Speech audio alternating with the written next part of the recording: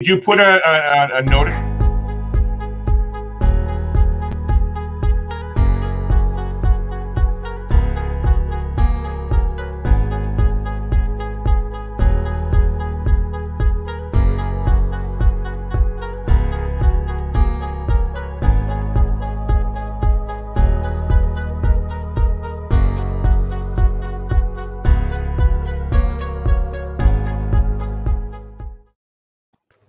Okay, Larry, I'm on.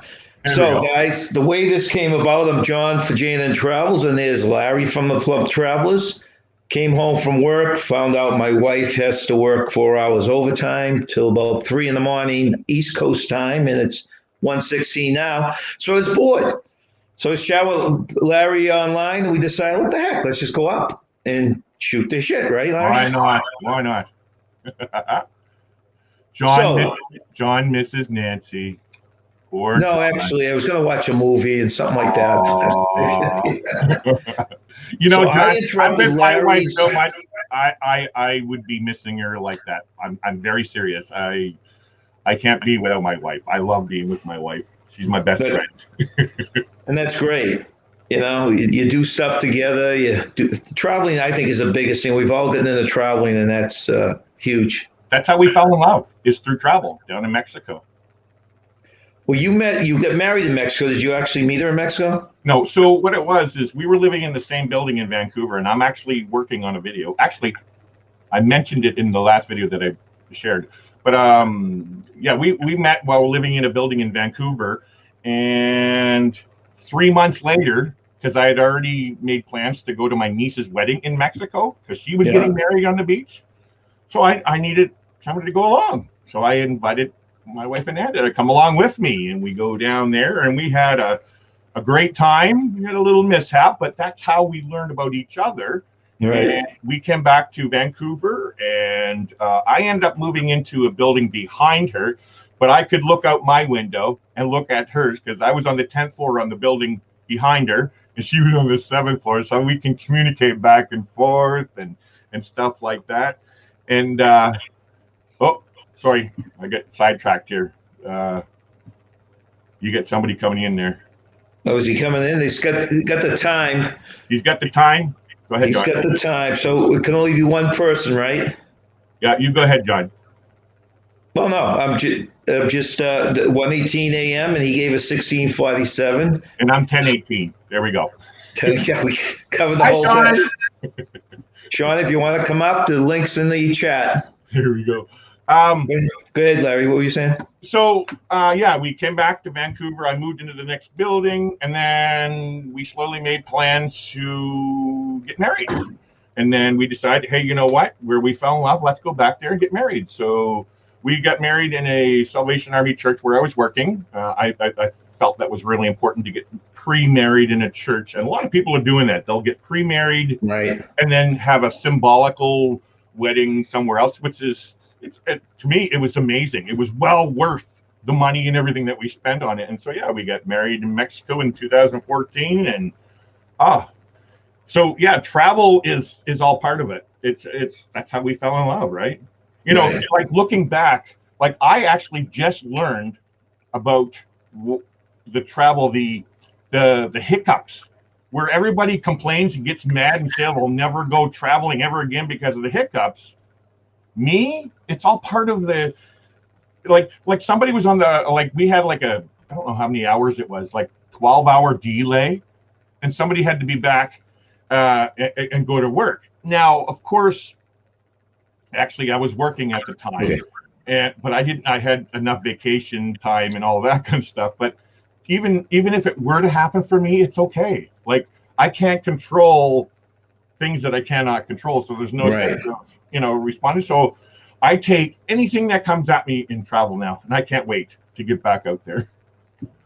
No, and it's an escape too, because no matter how good a relationship you have at the house or whatever, you still have housework and yard work and whatever.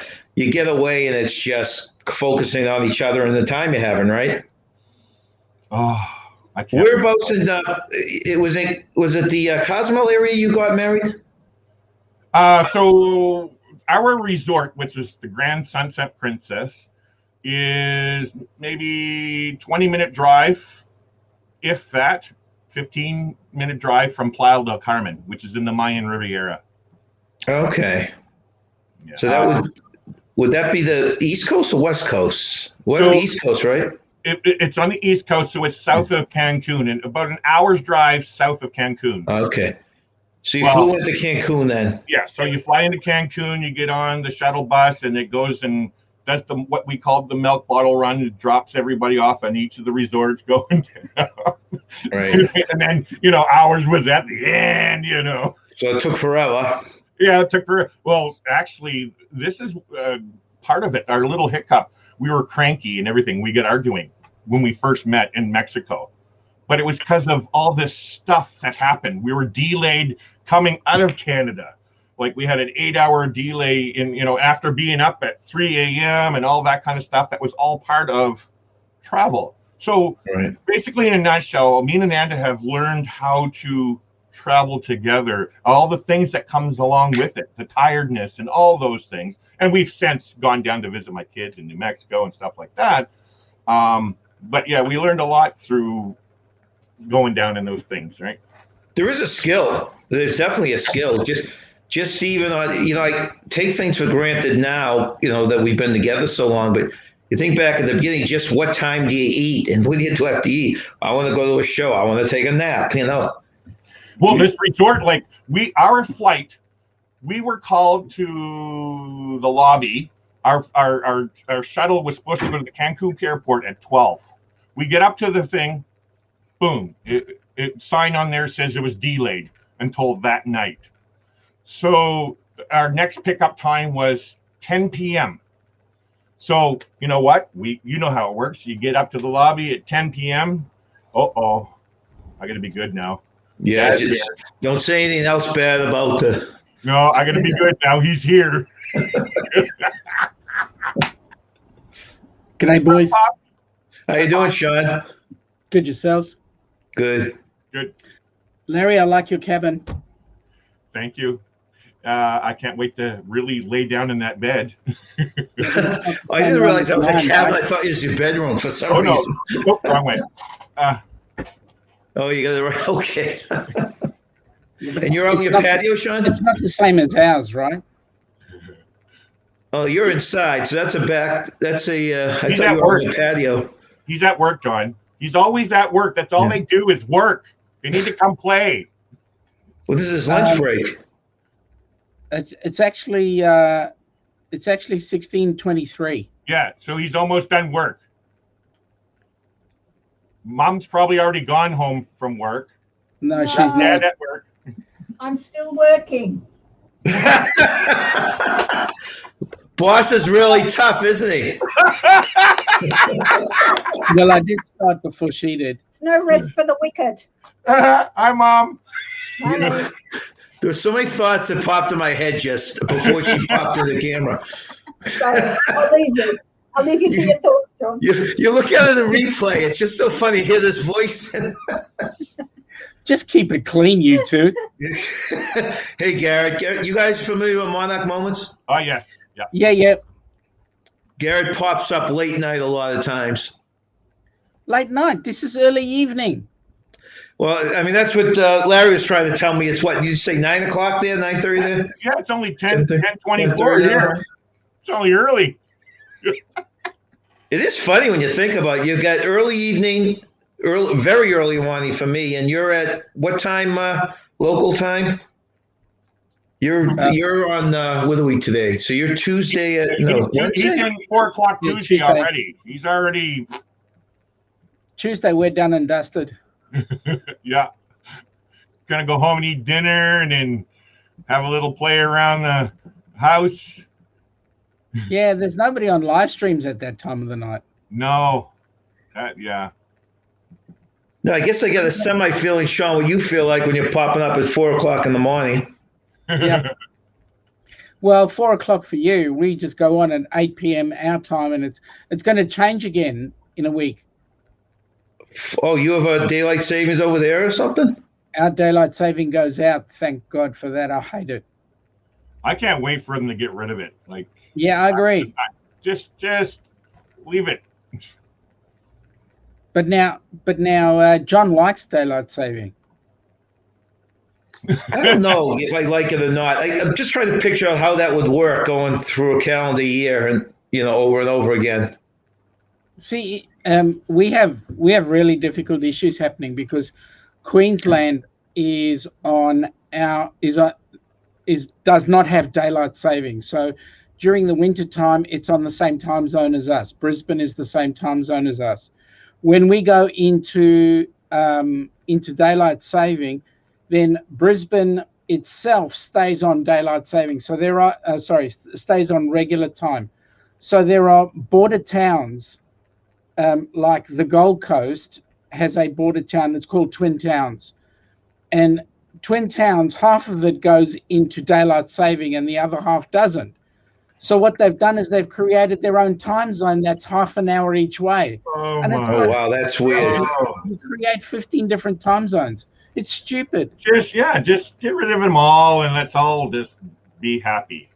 The way I reckon it is this: there's enough sunlight, winter and summer. Who cares? Just get rid of it. Sean, you know what I'd like to see? All of us on the same time zone. Well, that would be pretty funny. Get rid of all the time 2 zones. Isn't that what we're saying, Sean? I'm just looking out the window here for a minute. You are going at it's what did you say your time was? 10 whatever? 10:27. Yeah. We should be going to sleep in broad daylight. Yeah. John does. Yeah, John does. That's right. Yeah, nah. Hang on. Let me think about this for a minute. No. Yeah, nah. What is your shift? Like normally? It's a rotating shift. I actually work a first shift, second shift, Oh, you third do shift, that. Oh, weekend shift. But I've traded. That the reason you guys always see me at night is I traded all my shifts for third shifts and second shifts. Oh. Because then there's no one looking over my shoulder. That's the only reason when you see me popping in saying I'm from work. The only way I can do it is when I do these off shifts. So. I couldn't imagine. The problem you have is, hang on 2 seconds. Yep, I'll sort that out later. The problem is that when you're doing rotating shifts, your body is screwed. Yep. Yeah. Yep. So I've done my fair share of rotating shifts. Yeah. What I need is a boss like you have, Sean. Yeah?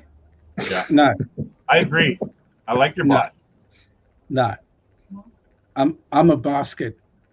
I mean,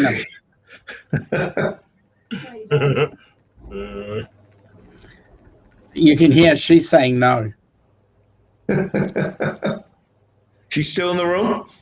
She's in the room. She can hear every word. Well, we would never say anything bad about her anyways. No. She's the best wife I ever had. She seems to be. This is amazing. Sorry. I know. I was just going to say that. Even at this hour. Najuma. I don't think she sleeps. You know that? Najuma. What a wonderful surprise to see you up this late. That's so funny. Does she pop in on your 4 o'clock? So she just does not sleep. Yeah. I'm feeling pressure on me here. You start at 9 and she's just like Heather. No later than 12. Yeah, I'm surprised Heather's not out there tonight. She's usually up at this hour. Latest. You'll probably be. Did you make an announcement, John? Larry, me and you just decided on about 15 minutes ago. Yeah, we did. So, I mean, that's true. You know what I'll send? I'll send her a. But as long as they're hitting that red button down bottom and hitting the bell, that gives them the idea that, hey, we're going live. Come check us out. Right. Exactly. You see if I can send if Heather's on here. I'll just send her a quick thing here. While you're doing that, I'm just gonna do this quickly. Najuma naps during the day. Yes, I do also, Najuma, and my wife. We have a nap That's why I was missing Heather's live stream on Fridays, is because that's when we have a nap. See, I miss more of those because of my schedule too. Welcome in, R.S. Chavez. Hi, RS Chavez. Sammy. How are you, Sammy? So if How Najuma's do you remember everyone's name, Sean? me, I'm No, all memorized. Sean. He's always saying their names like "Hi, Sammy," and it's like I have a hard time remembering their channel names, let alone friggin' their real names. Mate, you should see what... Larry, he What, Mom? doesn't remember his own name on a day-to-day basis. I don't need to. You know, it's embarrassing. it's like your cell phone number. I never know my own cell phone number, right? Yeah. You just press a button. You don't need to remember. Oh, you're absolutely right. I always, in total seriousness, when we're somewhere and they ask my cell phone, I always have to ask Nancy what it is. I don't call it. I really don't have it memorized. I remember my mobile, but I don't remember Ilana's. I don't remember. Or actually, my partner's wife. I don't remember her number either because I want to ring her regularly to find out what our students are doing. I never remember that either. Sean, do you do it? Is your company open just like a regular 9 to 5, or do you go for the weekends and stuff? Yeah, we do weekend training as well. If I have a trainer that comes on board. Larry, you're a moderator. R.S. Chavez wants you to drop your link because they're not connected to you. Do you have it handy, or do you want me to find it? No, I can get it. No problem. Okay. I can get it right here. Give me 2 seconds. Shoot. Right, take your time. We're not going anywhere, or at least I'm not going anywhere right now. All right. There we go. There. Oh wait, I can't. I don't have YouTube open. I'm gonna have to open up YouTube now. Oh, get on with it. Bear with me. I might, because I have to mute that first. and there's a link in the chat if anyone does want to come up. Just a sec. No. I'm just gonna go in regular YouTube. Okay. But I gotta mute this one first before it causes noise. I'm gonna turn my volume down. Yeah, then we won't hear that buzzing. Where are we here? Okay. We can talk happily about Larry, and he won't hear a word that we're saying. No, he's in a. We've got someone in the cellar here. 49-cent rage. Okay, close you. Close Hey. you. There. Hello, how you doing? There. Doing good. It has been like a long time that I've been in that video. Give me a sec, guys. Oh, is that your phone? Okay. So where you from, 49-cent rage? H-Town, Houston, Texas. Houston, Texas. Oh, we got another buddy out there. And where's Casey from? Is that Galveston area? He's in. Is he Houston or Galveston? Houston. I think he's in Houston.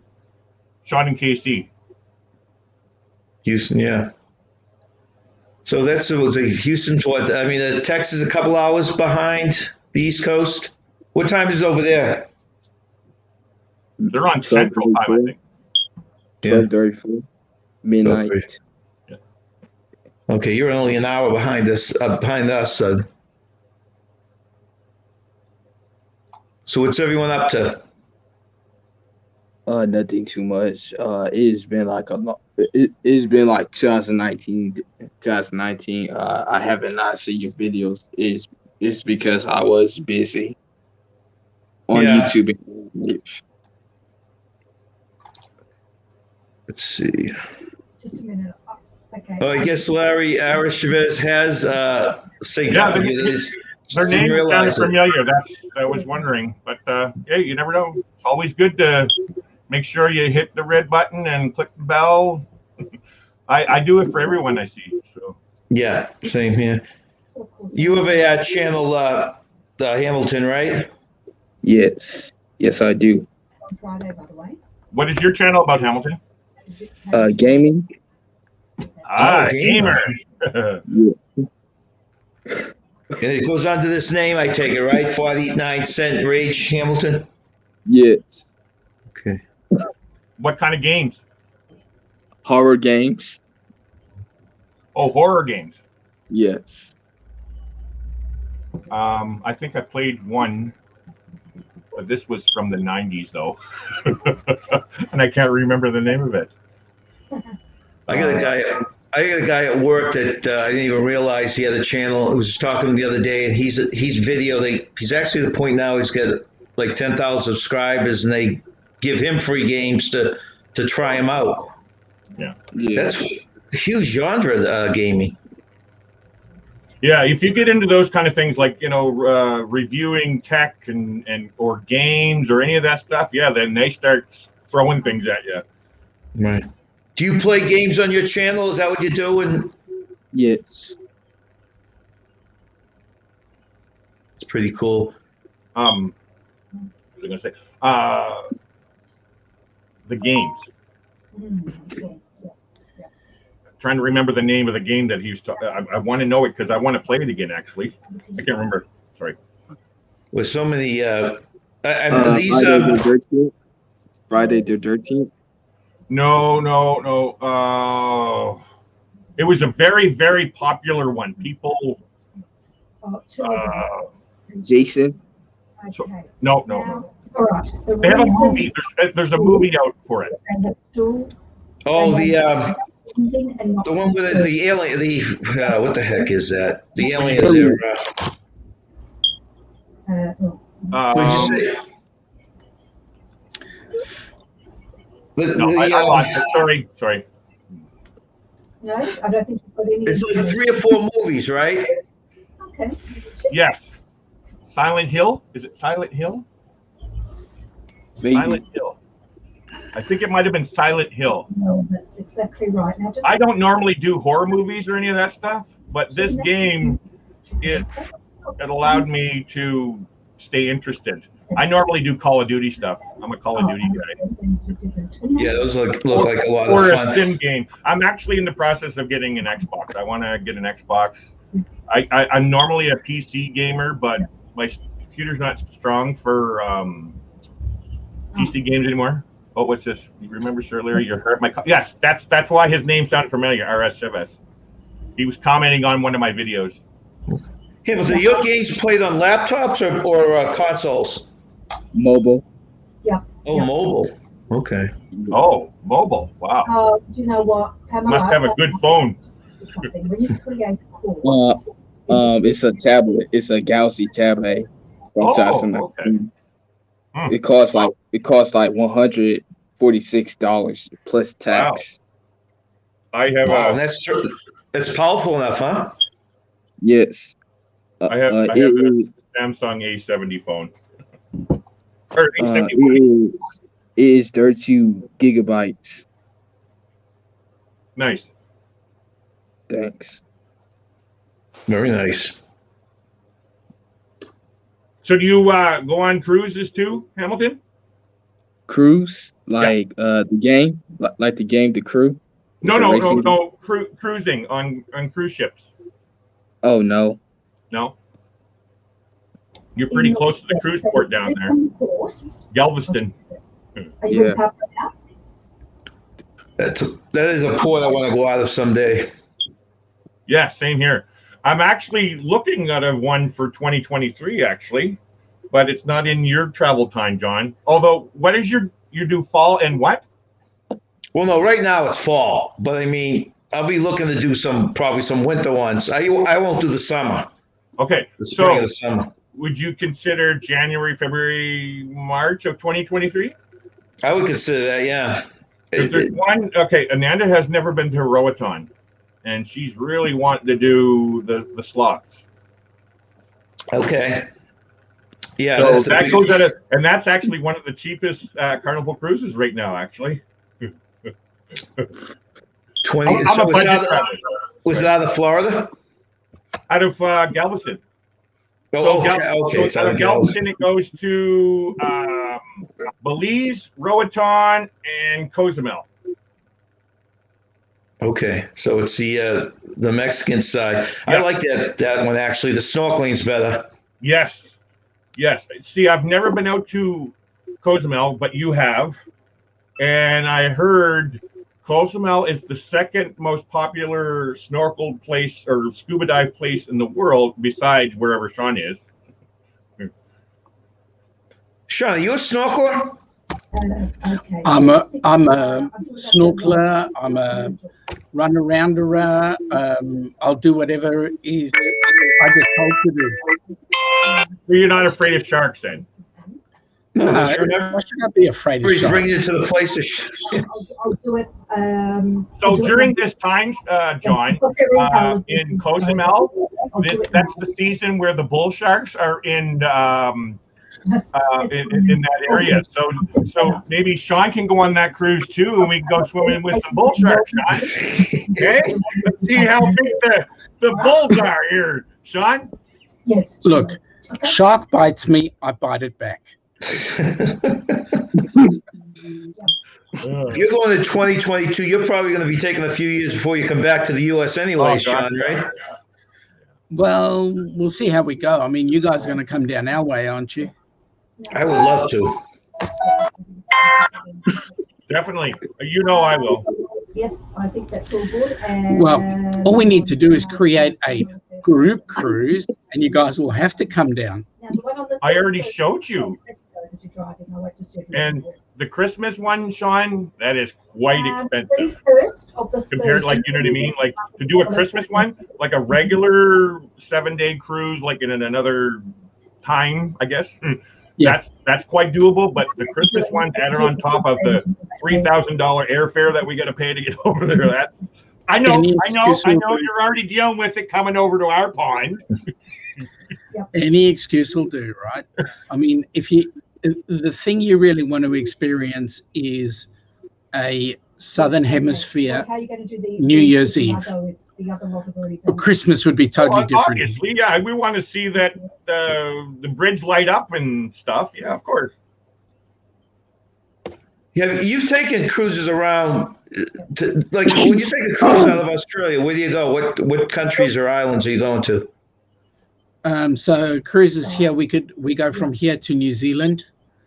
We go from here to the South Pacific. So we'll do places like Vanuatu, New Caledonia. You can even go and do a cruise from here to Singapore, Malaysia. Do you hit Fiji as well, Sean? Sorry, say again. Do you hit Fiji? Yes, Fiji we go to as well. I would love to see. I would love to see Fiji. So if you do the South Pacific, you're doing Fiji, Vanuatu, New Caledonia, sometimes Samoa. They're all in Samoa as well. Oh, that would be cool too. That's a great itinerary. That's what I like. Yeah. Have you done that one, Sean? We did the South Pacific because Ilana used to live in Fiji, so we spent some time in Fiji as well. So that was awesome. That was great. We wanted to do that again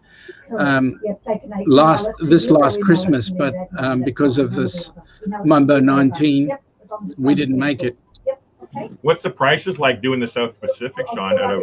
From here, doing a cruise with a balcony cabin on the Princess was just on $2.5 per person. How much? I missed it. 2.5. 2.5. Okay. But it's a 14-night trip. Oh, it's a 14-night. Oh, okay. Oh, that changes things. You're welcome. Now you coming from the things on Thursday? You know, I'm sure you said this, Sean, before. Right, Sean? Say again? That's with Princess as well, right? Yep. Oh, it is. I do get a free cruise for Princess that could be converted into a 14-day instead of a 7-day. Can you choose where you go, Larry?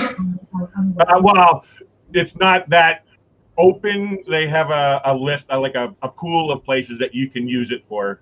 I don't know. I'm just dreaming, John. I would love to turn that free cruise into a trip down to the South Pacific. I never think of those kind of places in the cruising environment. I would love to. You know, I have no interest in Bora Bora or the Maldives. I have zero interest of going there. But Fiji, Samoa, all that, I would take that any day. You want to go to Isle of Pines? Where? Isle of Pines. Isle of Pines. Look it Never up. heard of it. What country is that? Yeah, really? It's Vanuatu. I know I've heard of Vanuatu, but Isle of Isle de Pin or Isle of Pines. Oh, yeah, I'm pretty good. Oh, no wonder you're telling me to look there. Yeah. Actually, Was you know it Shark Infested or something? It reminds me of somewhere tropical, but with our trees and stuff. Our forest. No, like it doesn't look like there's much palm trees, is there? Yeah, it is. It's tropical. But the trees I'm looking at, it looks like Vancouver with the tropical added to it. It's gorgeous. Well, you're pretty busy over there, Guys, Sean, aren't you? Hang on a sec. You swear the guy owns a business or something? I'm sorting him out later. Where's the secretary? Come on. She's busy working. Is she working or on a coffee break? She's doing really amazing things. Let me tell you. She allows him to go on the computer and everything while she does all the work.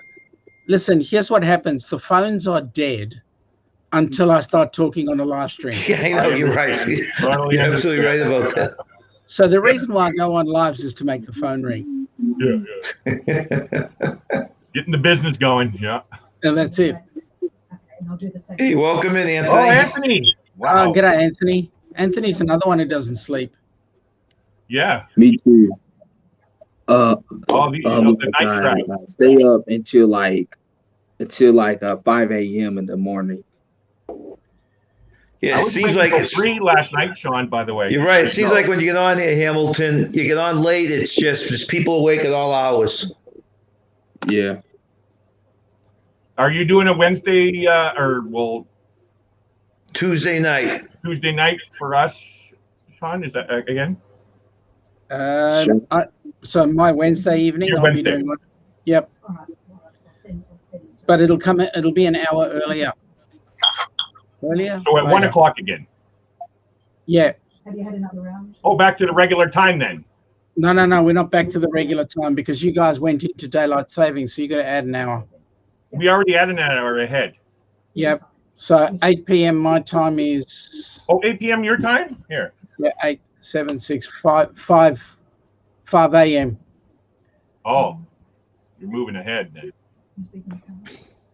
No, that was great. It doesn't sound right to me though. Was that Caroline? I got to figure out what that is my time. See, Sean, you know what would help that? Get rid of these time zone things. Yeah, I know. You wouldn't need a calculator. No, phone calls, bloody phone calls.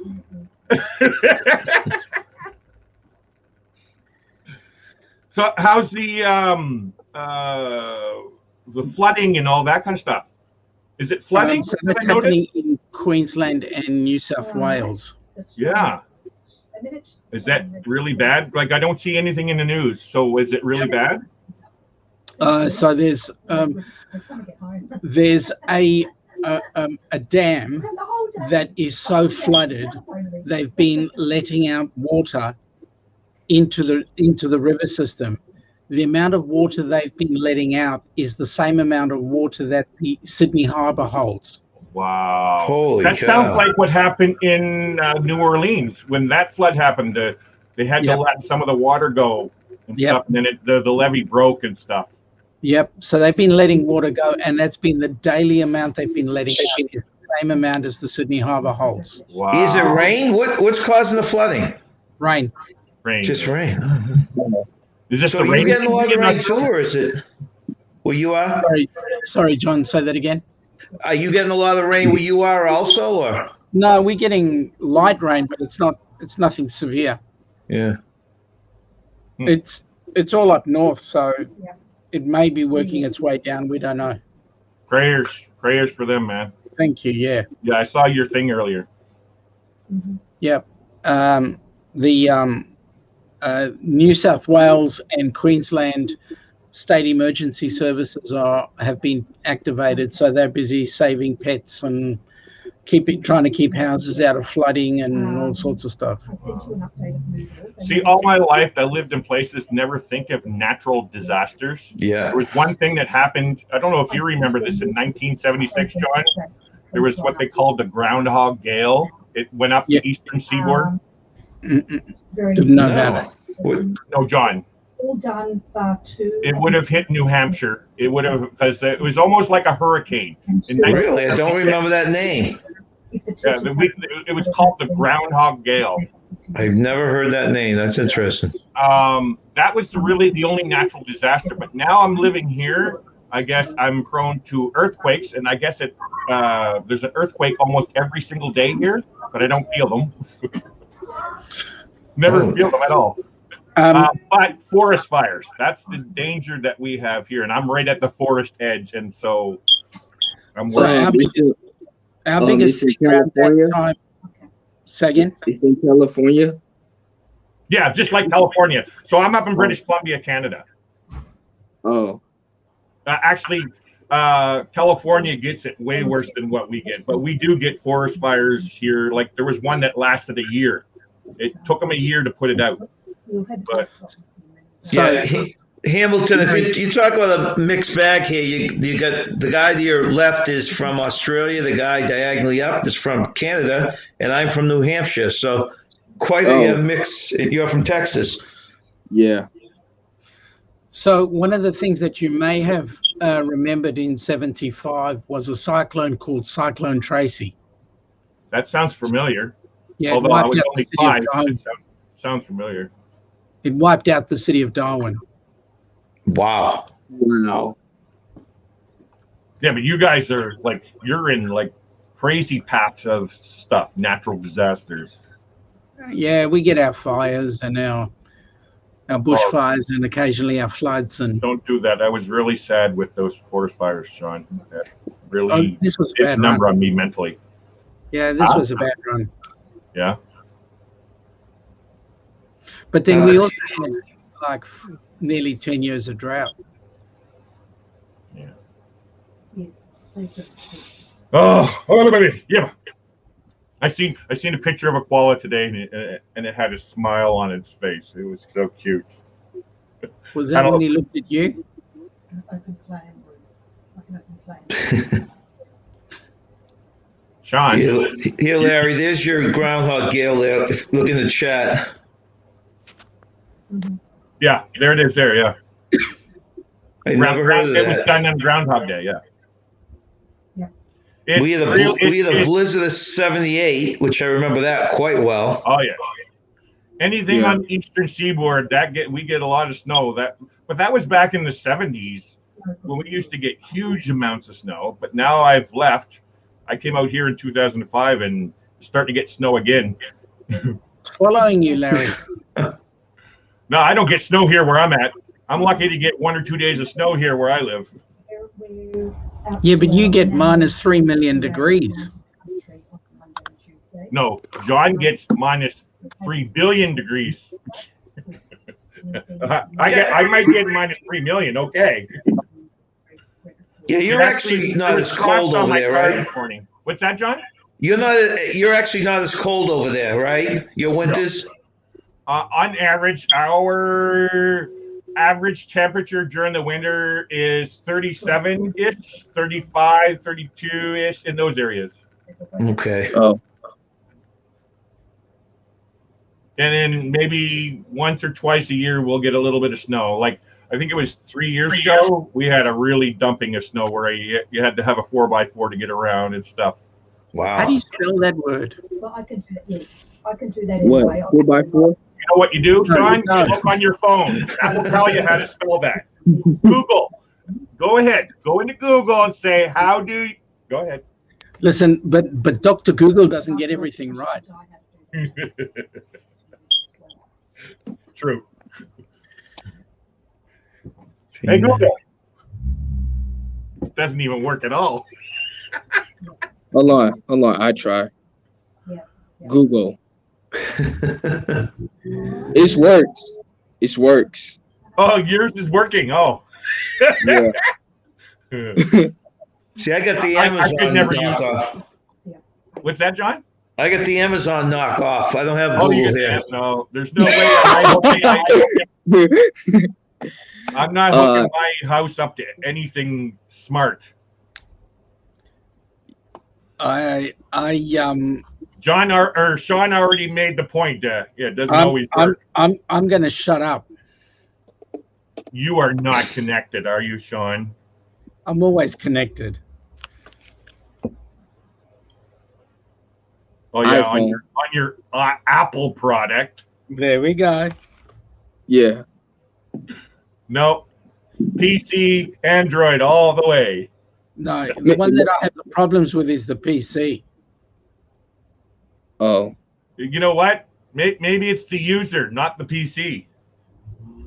There have been a few people saying that, but you know what? The ones that have been saying that have been the PC ones. Okay, I'll be honest. Ananda has always been an Apple fan. She has an iPad. She had iPhones before and stuff like that. So I just upgraded the A70 to the A71, and I just gave her my A70, and she is freaking clueless with it. So is it the Apple product or is it the user? Do you blame her? Seriously, do you blame her? I don't need to have a science degree to work my phone. No, Apple, you do so. No, they just fit.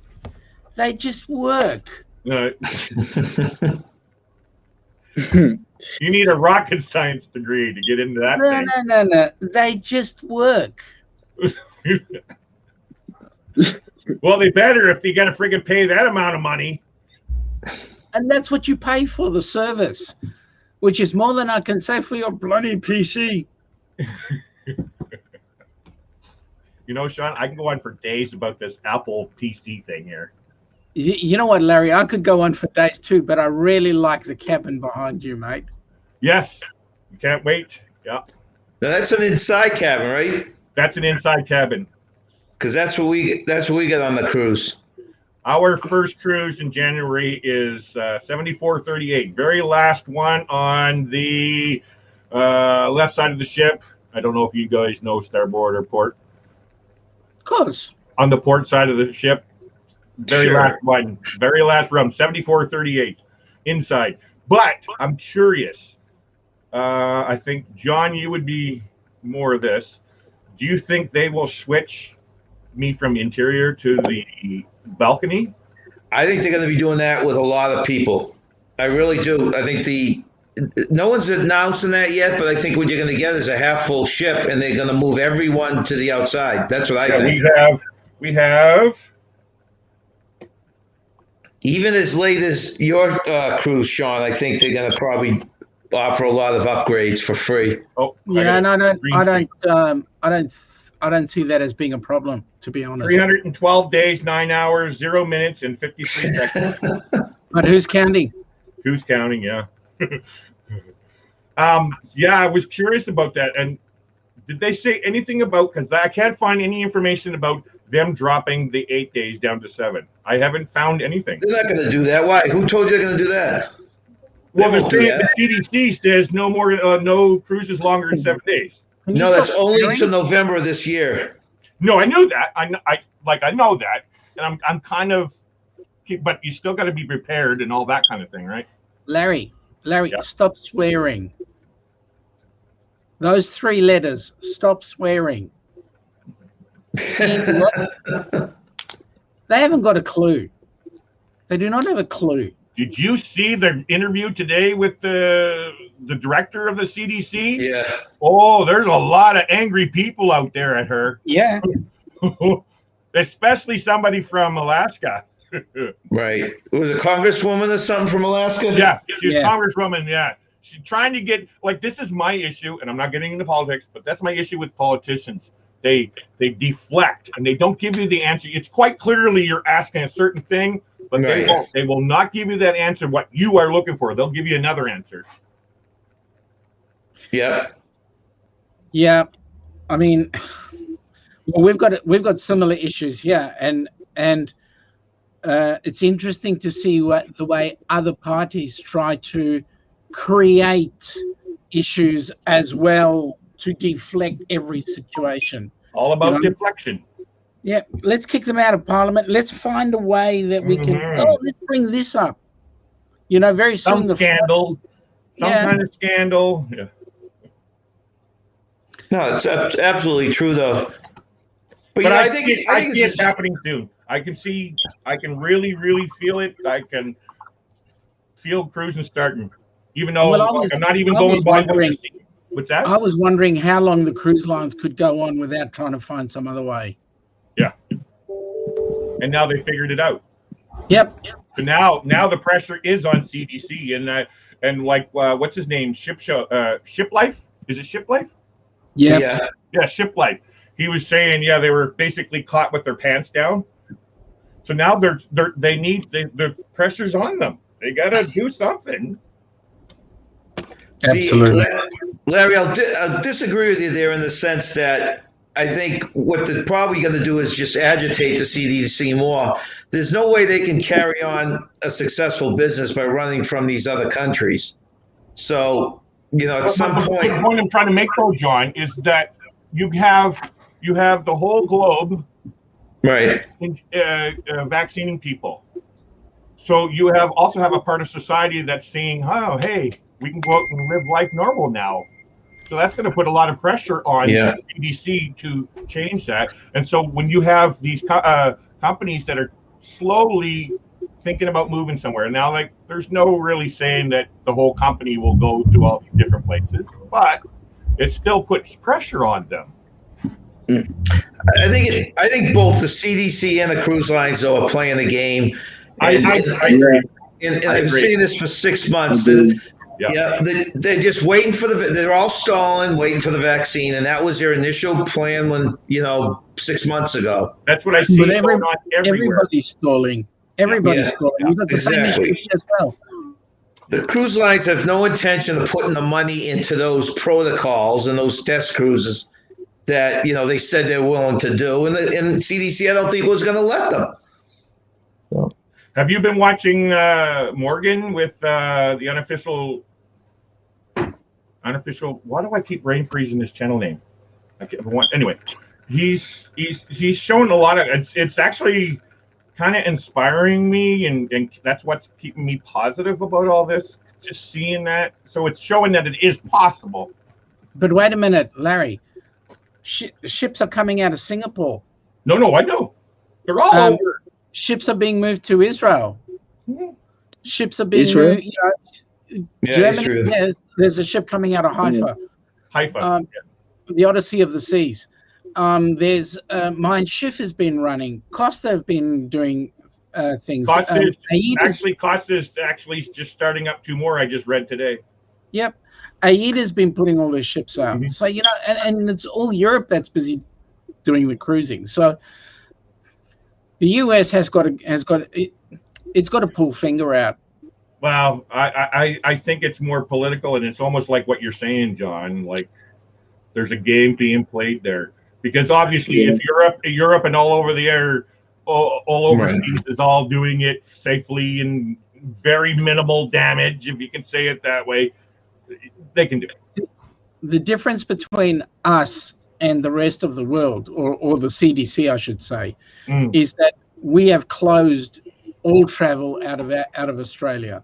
So you can't get on a plane and fly out. So why should you be able to get on a cruise?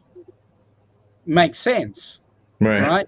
The CDC has said you need to keep flying, but you can't get on a ship. There's no justice in that. Yeah. Somebody was saying today, it was on a newscast. I think it was NBC or something. I was watching on YouTube. What's that? CNN? No, I don't watch CNN. I used to. It was NBC, and they were just talking about it, and it was a doctor talking. And because of Florida has a no mask mandate, there's nothing mandated saying you got to wear a mask and stuff. But the guy made the point, and I like how he did it. Is like we just need to make sure everyone knows that it's important that you know what, it's important to wear one, but there's no law saying that you have to, which is happen. That's what's happening here in Canada. Basically, here in British Columbia, they're saying, yeah, you know, everybody must wear a mask, but it's not. Well, actually, no, sorry, that's not true. No, it is law because people are getting fined for not wearing them. Anyway, in Florida, they don't have it law. So I like how the guy made it a point. Me personally, if you want to wear them, wear them. And I think we all should wear them, but not make it law. Actually, Hamilton in Texas, didn't they lift the mask law down there? Yes, yes. It's the government. Craig Abbott. It's the worst decision like in Texas is to open like everything up during this coronavirus pandemic. I think to be really detailed on this, Craig Abbott is working for money. Yeah. Yeah. Oh, Craig Abbott, the governor. Yeah. Because they're wide open now too. Texas is. Yeah. Was it Mississippi? Is Mississippi? I think. Maybe. I got a thing on my face there. Sorry. There's a couple states that are open. Well, they're talking now of a travel bubble between New Zealand and Australia. Flights, just flights basically, or even ships? I like that idea. Possibly both. Both. I like that idea. Keep it small. Larry, what is the situation right now? You cannot fly to go to Mexico or any warm weather place or something like that? So the way it is they stopped all flights from Canada going to anywhere warm, basically. What? South.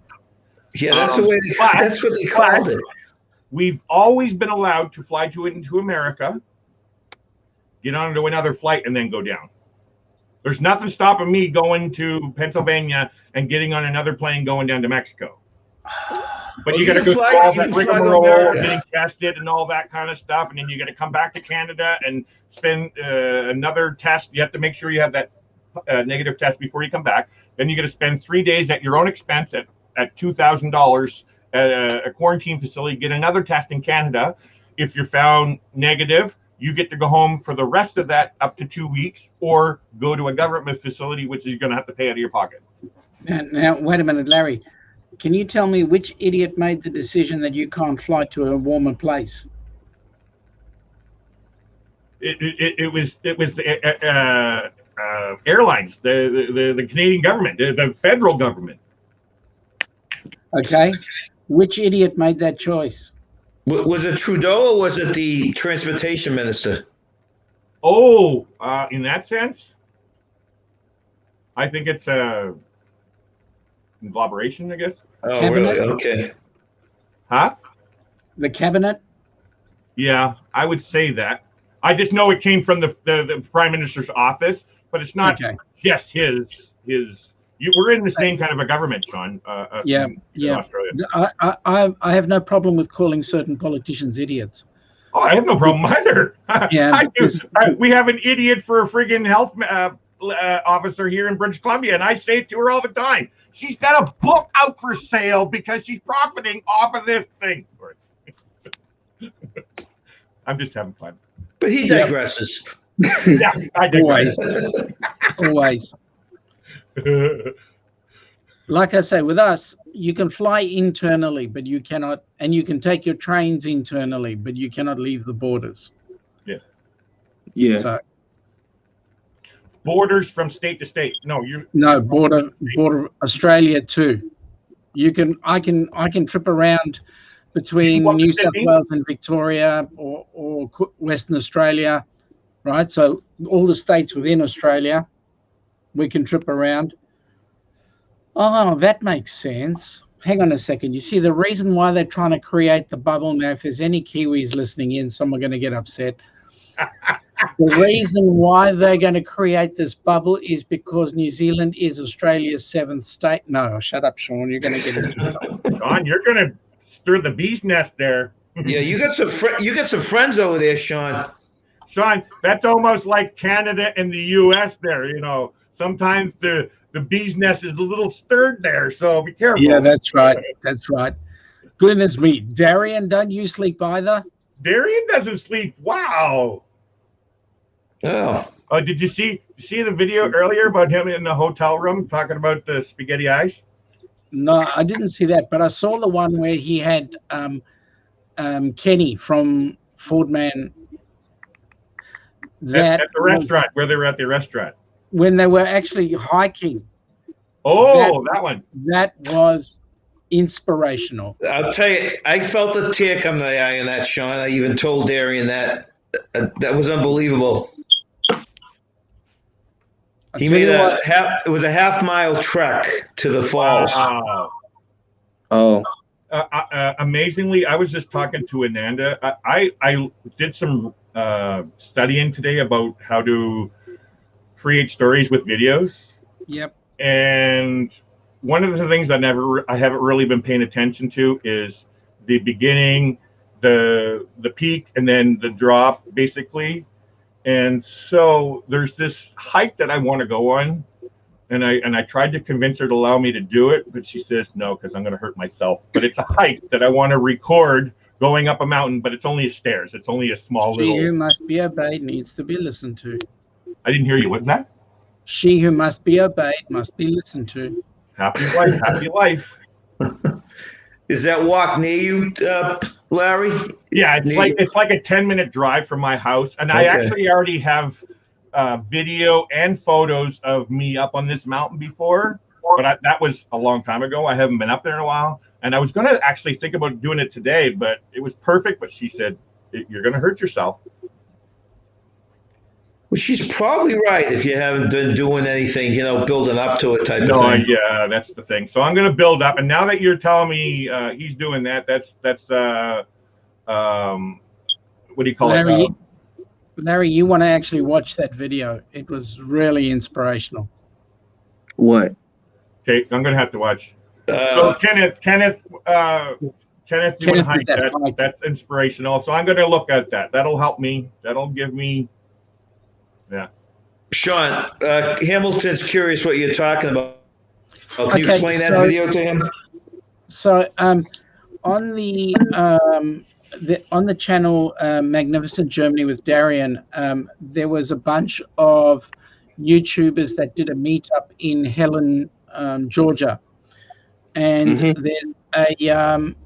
there's a hike pretty close to where they were. I cannot remember the name of the hike, but one of the YouTubers in there is a guy by the name of Kenneth Oakes. Now Kenneth has a couple of disabilities, and he was actually on that hike and did not give up. He did the walk all the way up, and the final stretch at the top was a bunch of guys giving him a hand, and it was the most inspirational thing I've ever seen. Oh. If you can get a chance, Hamilton, have a look at that video. I guarantee you I'm watching it after this. Yeah, me too. Yeah, Darian, if you're listening to us out there, if you want to throw the link to that video in the chat. And Ruby Falls. That's it. Ruby Falls as well as? Okay. But you want to have a look at it. Put it there. I thought you came up with that, Larry. I didn't realize you just put it in the chat. No. What's his name? Raphael had a short with the falls. Yeah, there were a few high profile people. Raphael from Visos Travel, and Ronnie from Life is Good Today, and Darian, of course, and Kenneth Oakes, Blaine from Rayleigh Creative. I keep on wanting to call him Blaine early or Blaine late, but hey, Blaine will do. So there were about 31 different channel people there. There was Ermi as well, a few others. There's a link, Hamilton. Yep. Go ahead. I'm sorry, Sean. I didn't mean to interrupt you. That's right. It was, like I say, it was very inspirational, and if anything gives you the hint to say that this media is absolutely unbelievable, that would be the lesson. Right. I don't know if you are aware of this, Hamilton, but basically this is a lot of people have channels in the travel community, and what they've done during the pandemic is several of them have met up, and this is just one of the meetups, which of course, like Sean's saying, was very inspirational.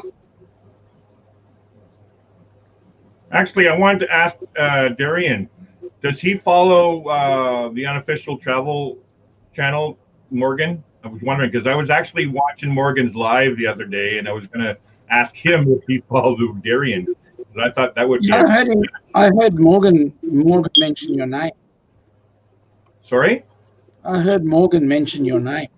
I listened to the replay. He follows me, Sean. I'm surprised at the number of people that follow you. Actually, and I asked the question. I asked myself, why? Maybe because you drive on the wrong side. I of the hear road. Darian. Oh, that's why.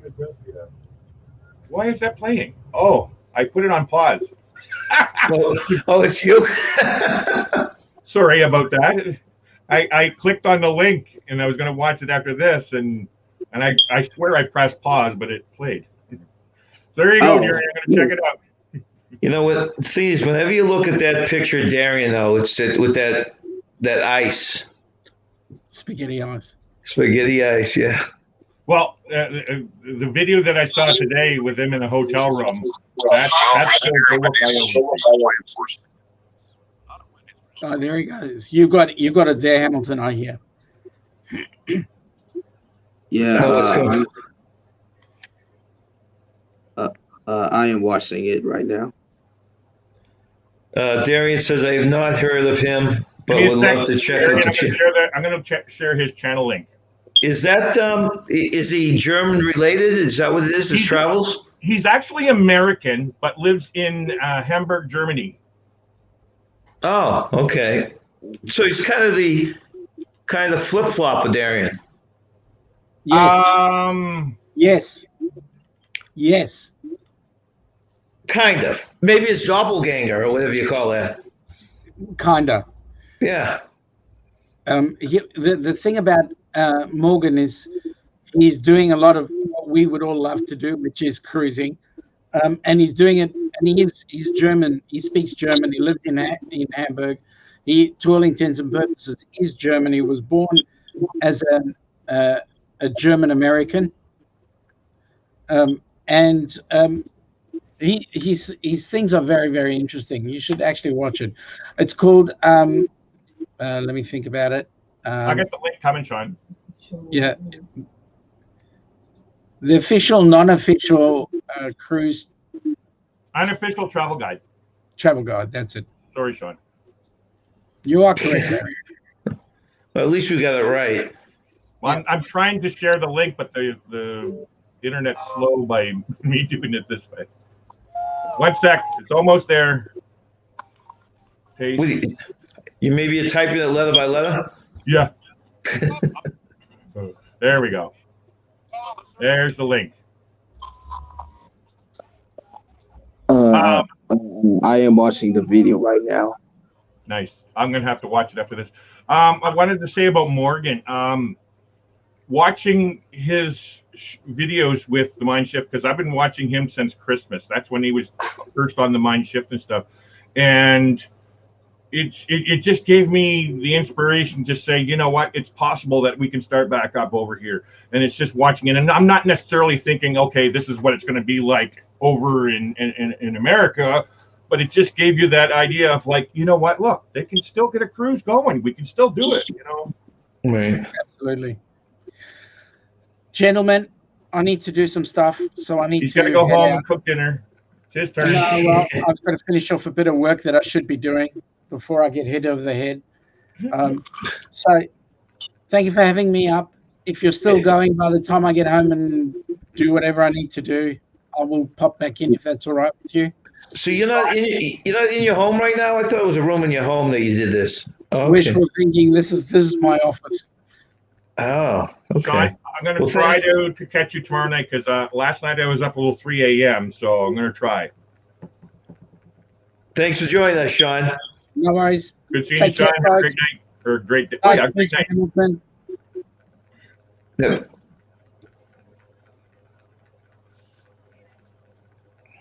See, Darian, you should take Sean's place and come up here. Yeah.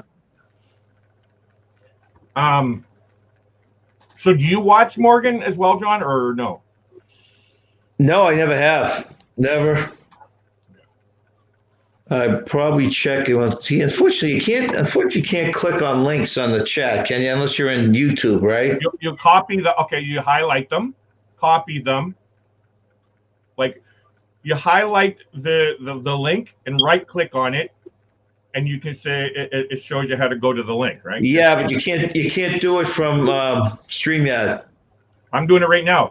It says From go StreamYard? to it should say go to HTTPS and then the link. No, Right it doesn't click give on me it. that option. Like highlight the whole link and then right click and it should say go to. Let me see if there's no, it doesn't allow me to do that. I wonder if because I'm the host, I can't do it. I'm not sure. If I do anything, if I right click on it, it comes up with back, reload, save as. Oh yeah, because you're the host. That's right. Yes, I bet you can't do as a host. I'll send you the link after, John. Well, I could probably just get off YouTube and I'll just do. Oh, well, that's true. You know, I was going to try to save you a little trip of going to do searching. This is Darian. Darian, that's Hamilton on your left there. Howdy, folks. How's it going there today or tonight? Doing good. Whatever This time of day morning, it I is. guess, right? Doing You're good, East Darian. Coast time. It's like 1 o'clock in the morning there, right? Or 2? It's 2:22. Yeah. Wow. Yeah. I was asleep and I looked at my phone and I saw that John was on. I was like, man, let me check this out. Boom. And then you were up there, so I popped in my office here real quick. Well, it was funny, Darian. I came home from work, crawled under the covers, nice warm electric blanket, and I was messaging Larry. He was missing. We just said, what the heck? Why don't we just He's talk really online? having a hard time missing Nancy. He needed somebody to talk to, and you know. Well, how cool is that? Now, 49-cent rage. I'm Darren. How are you? Hi. Doing good, Darian.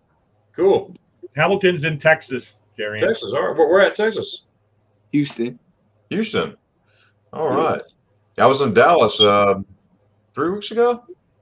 I spent about five days there in Dallas. In Buc-ee's. Buc-ee's. There you go. Buc-ee's. I can't wait to see a Buc-ee's, man. I wanted to see a Buc-ee's. There's actually one here now where I live, about 10 minutes away from where I live. Yes, just new one, yes. Yeah. So they're on the East Coast too?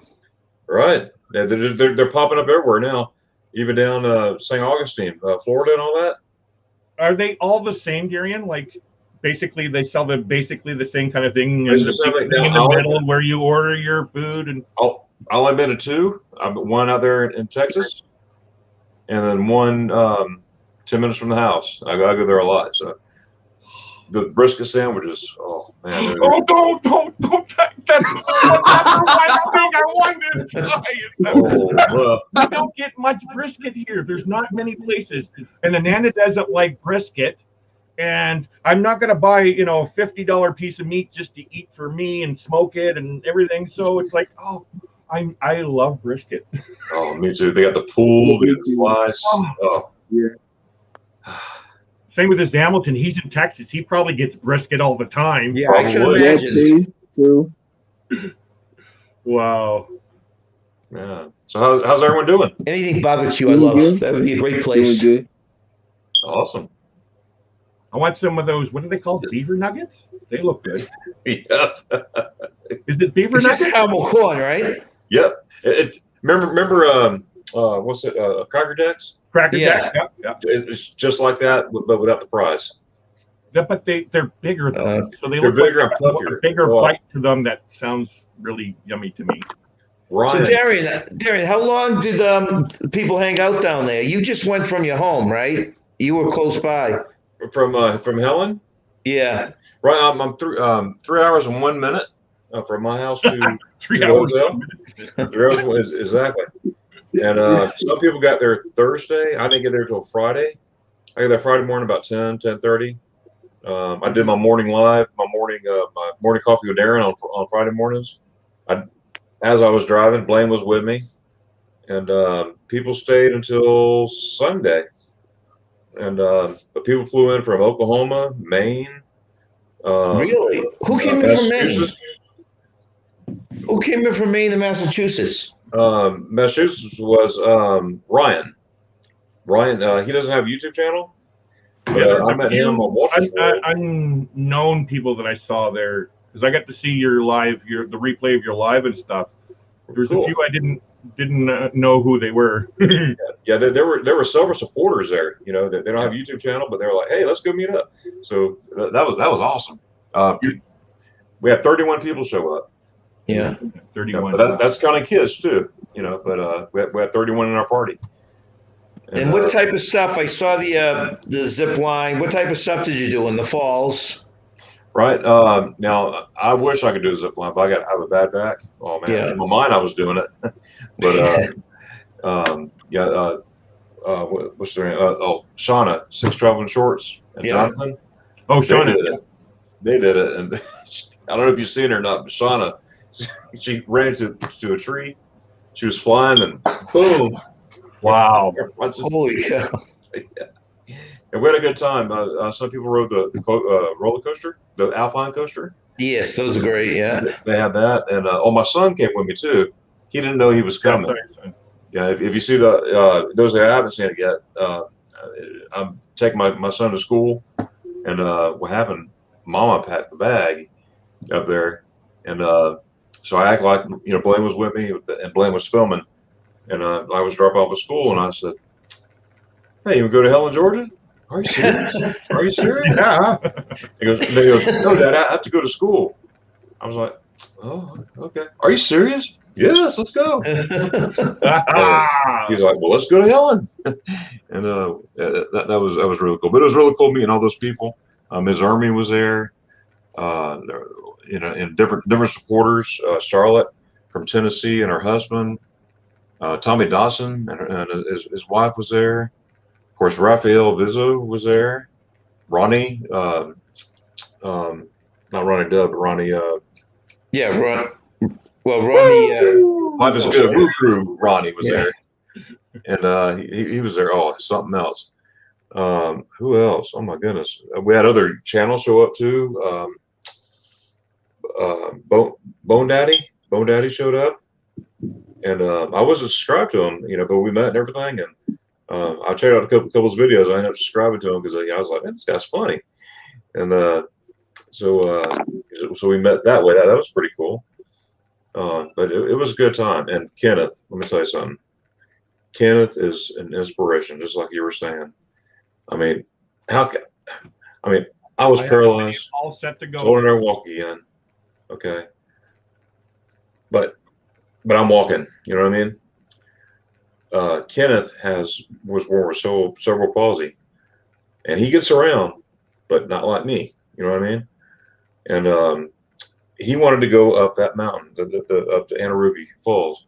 And I told him, I said, Ken, I support you, but I'm just letting you know it's an incline. You're going up like this. He goes, that's okay. I want to do it. I said, oh okay. We're supporting you. We're with him the whole way going up there. And we had to stop a couple of times, which is you wouldn't believe. I mean, and the people going by, that they were just, hey, cheering him on, and more people were cheering him on, the more energy he had. And you'll see the video. He's just putting one leg in front of another, and his legs are crooked because of it. and he's just steady going. He goes, okay, I need to take a break. Then, and he'll say, okay, I'm ready to go again. So we just keep on going, and we got up there to the top, the last incline, which is the steepest. You're up like this, and then there's a platform up here. He's still going. They came to the stairs. Well, Raphael and Ronnie grabbed each arm and walked him up. He was I can move my legs, but nice and slow. You know, he had to hold on to him, and he finally made it. When they did, everybody just clapped, and that's in the video too. And, yeah. And one lady, she was just tear. Not one. There were several men and women, including me. I mean, I was a ball of tears myself. Yeah, I was that way when I saw the video, and I wasn't there. So right. And I mean, it was just. And then we saw the video up at Kenneth's Reward, and he just stood there just looking at it. And then I had that interview with him, and he said something very profound. You know, he said, I learned a long time ago, if I quit, I'll never get anywhere. Something like that. Don't quote me on right, that. yeah. Something like that. And there were people crying all over the place. I heard I turned back, and then Raphael Vizzo was just so cool. Just him going to school is even inspiration in itself. Oh yes. Yeah. He's doing well in it. I think he has a week left, and he's done. After a couple Does he have a job lined up anywhere, or do they place him anywhere? Not yet, but he had mentioned that he wants to, I believe, work at an auto parts store. Oh, okay. So but nothing's set up yet that I know of. That's a great way to start out. I did that myself. I started out as a service advisor, then worked my way over to parts, and then into the warehouse and stuff like that. But his branch, because he has the schooling, then he can go right into the garage from there. That's a good door opening right there. Absolutely. So Kenneth is just full of inspiration. You know, here he has his, ailments. I don't want to use the word disability, but he has all these elements, and he's like, let's go, let's do it. And I was like, man, I like that. We need more people like that out in the world. You're right, and that's the way you got to live life. Exactly. Yeah. Well, I just uploaded a video. Was it yesterday now? Yeah, yesterday. Because every Monday I put out new content. Yeah, John, I think you saw that. The vaccine. Yeah, the vaccine one. I got my first vaccine, Larry. Nice. Yeah. Right on, man. I think it's amazing how they how quick they are, Yeah. How long do you have to wait for your second one? 20 days from my first injection. 20 days. Okay. All yeah. right. So I already got an appointment all set up. This is at the VA Veterans Administration. We have to wait 4 months in between each vaccine. 4 months. 4 months. Where? 4 months. Where? You're in Canada. Really? British Columbia. Yeah. The UK was even considered doing it as well. I really can't explain. I'm not scientific or anything. I disagree with it because, well, why are some deciding to do their own little thing and jump away with the majority? I'm always that person that likes to go with majority. And so what you're doing by deciding, hey, we're going to make it work 4 months in advance or between doses, you're basically experimenting in a sense, right? And so I was a little weirded out, but hey, and then I'm 50 with diabetes and I have other underlying conditions, and I don't qualify to get vaccinated until July. Holy cow.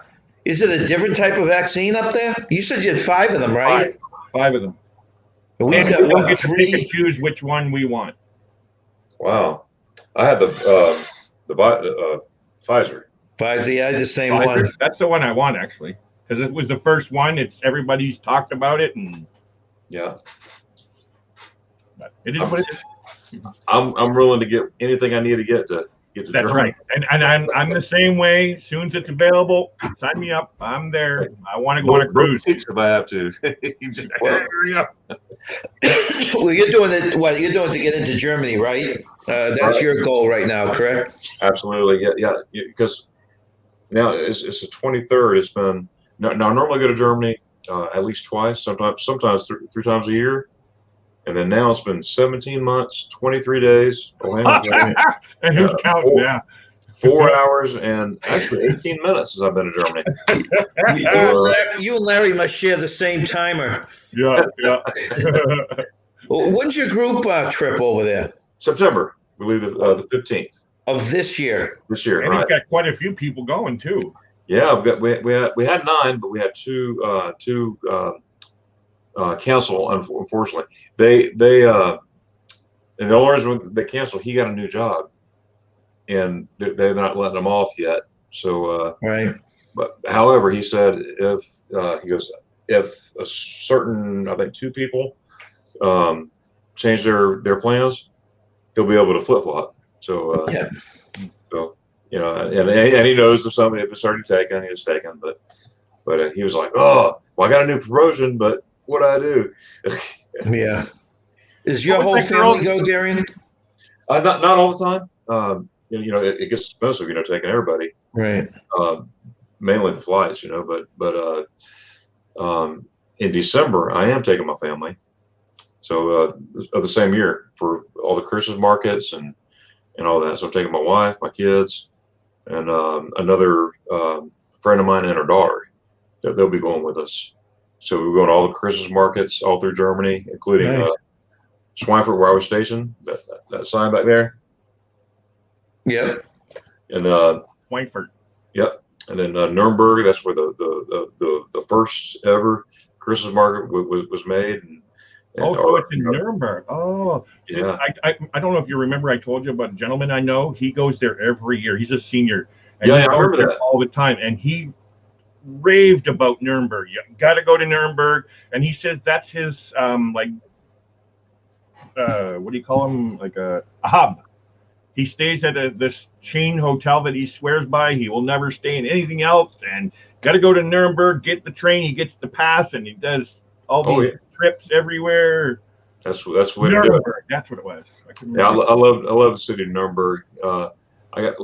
I was there as a kid because my dad was in the military, and I was there as a kid. Of course, I was in the military when I went, but I went to my dad took me to my first Christmas market.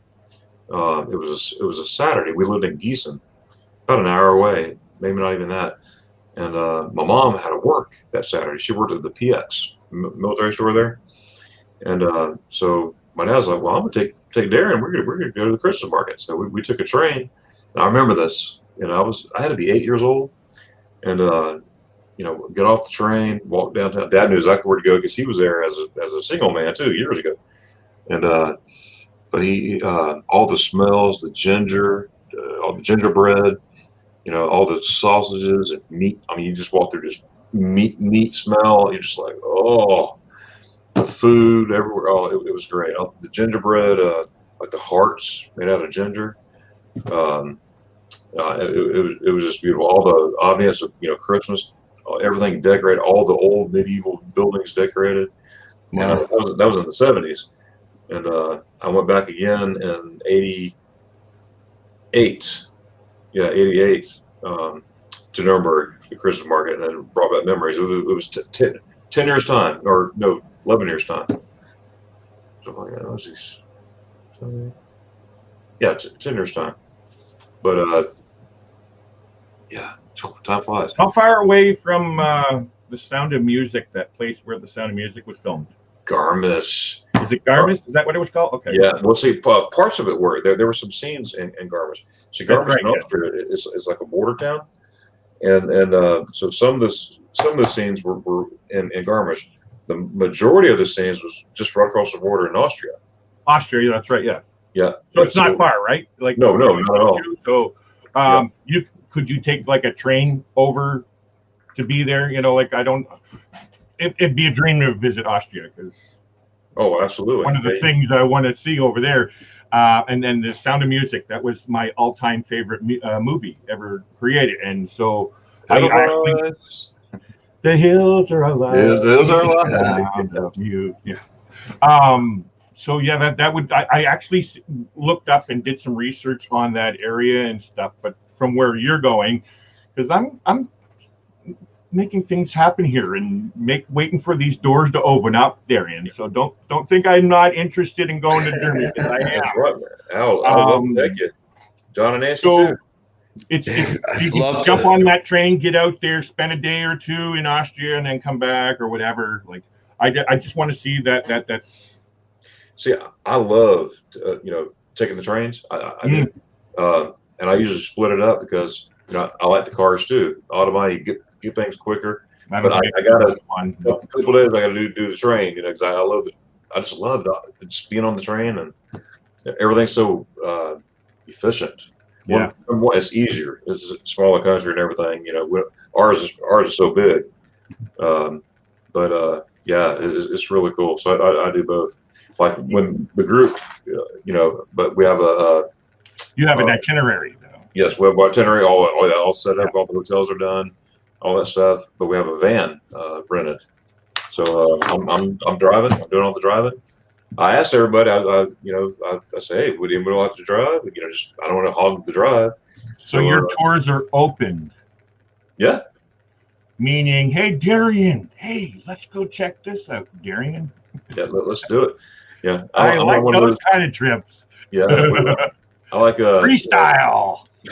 Yeah, see, I like having I've got itinerary, all set up and everything. Yes, but I'm also I'm not landlocked on it. If something pops up, someone in the group say, "Hey, I really want to see this." Well, hey, let's make plan. Let's figure this out.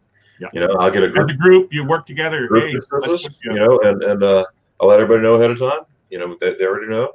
Something comes up, let's try to work it out. So we got a pretty good group going. So nice. Now, how many days you going for? Let me see.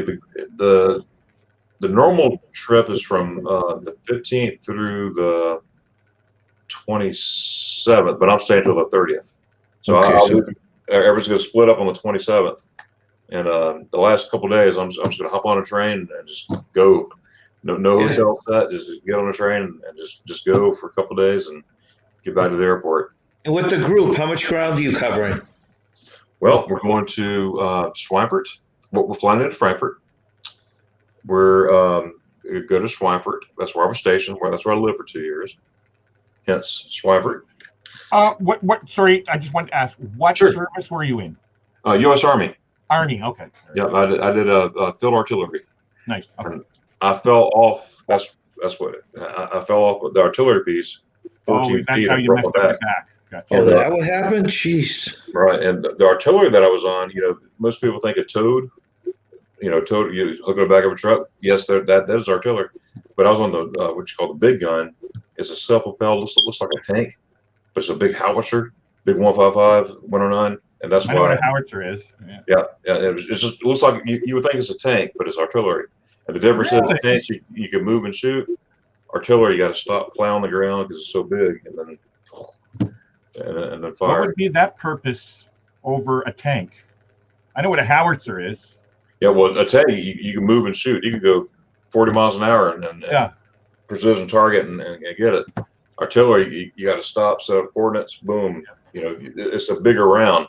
Yeah, I see. Okay. Yeah, so a lot of damage. So say. I was there during the Cold War, so Russia's going to attack. So we were always training. Thank you for your service there, Darian. Thank you. I hardly ever get a chance to say that, and I really enjoy it. I know you're American, not Canadian, but it doesn't matter. Your service affects me. So, thank you. I appreciate that. We actually trained with Canadians too. Yep. Canadian soldiers and German soldiers over in Germany. Aldershot, isn't there a thing called Aldershot over there? Yeah, there is. Yeah. I did four years in Sea Cadets when I was young. Nice. Okay, well, you know what you're talking about.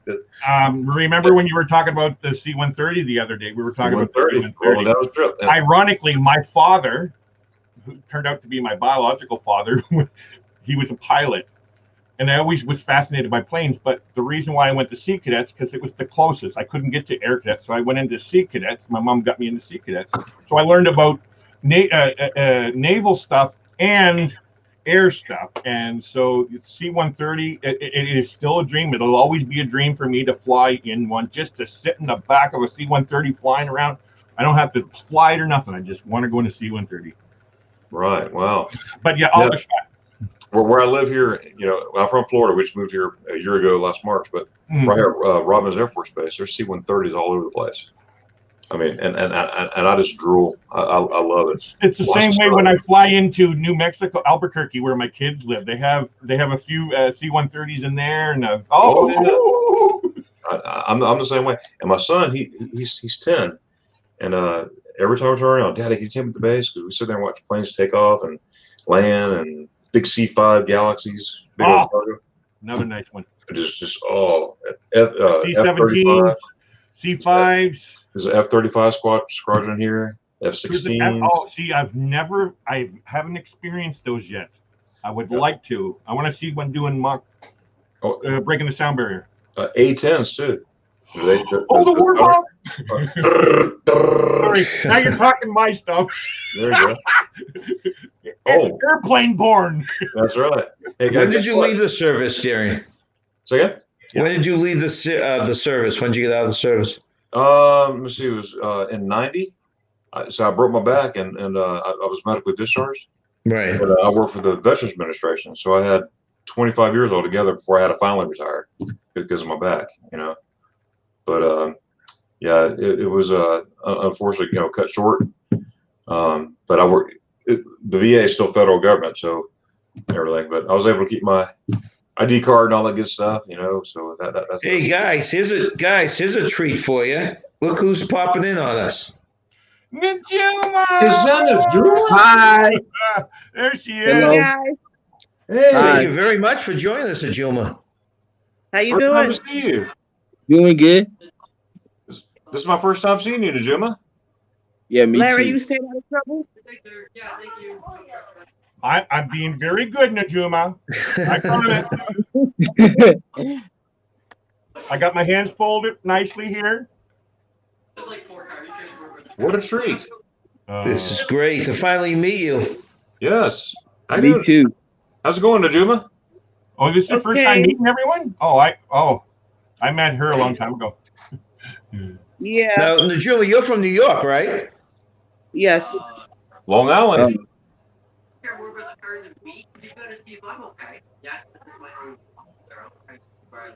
That's this one. Darian was saying Long Island. Najuma. I'm sorry, say that again. Darian is saying you're from Long Island, New York? Yes. Oh. That's where my wife is from, too. I didn't know that. Yeah. I was just dreaming about New York the other day. I can't wait to go visit New York. Me too. Me too. There's what do you call it? There's a channel that we follow in the community. Resto, their last name. Oh, I can't remember the name of their channel. But they're from New York. They're on TikTok all the time, and all their TikTok videos is going around New York and all these different buildings and stuff. And it's like, oh, I want to see New York. Wow. I told you that already, Najuma.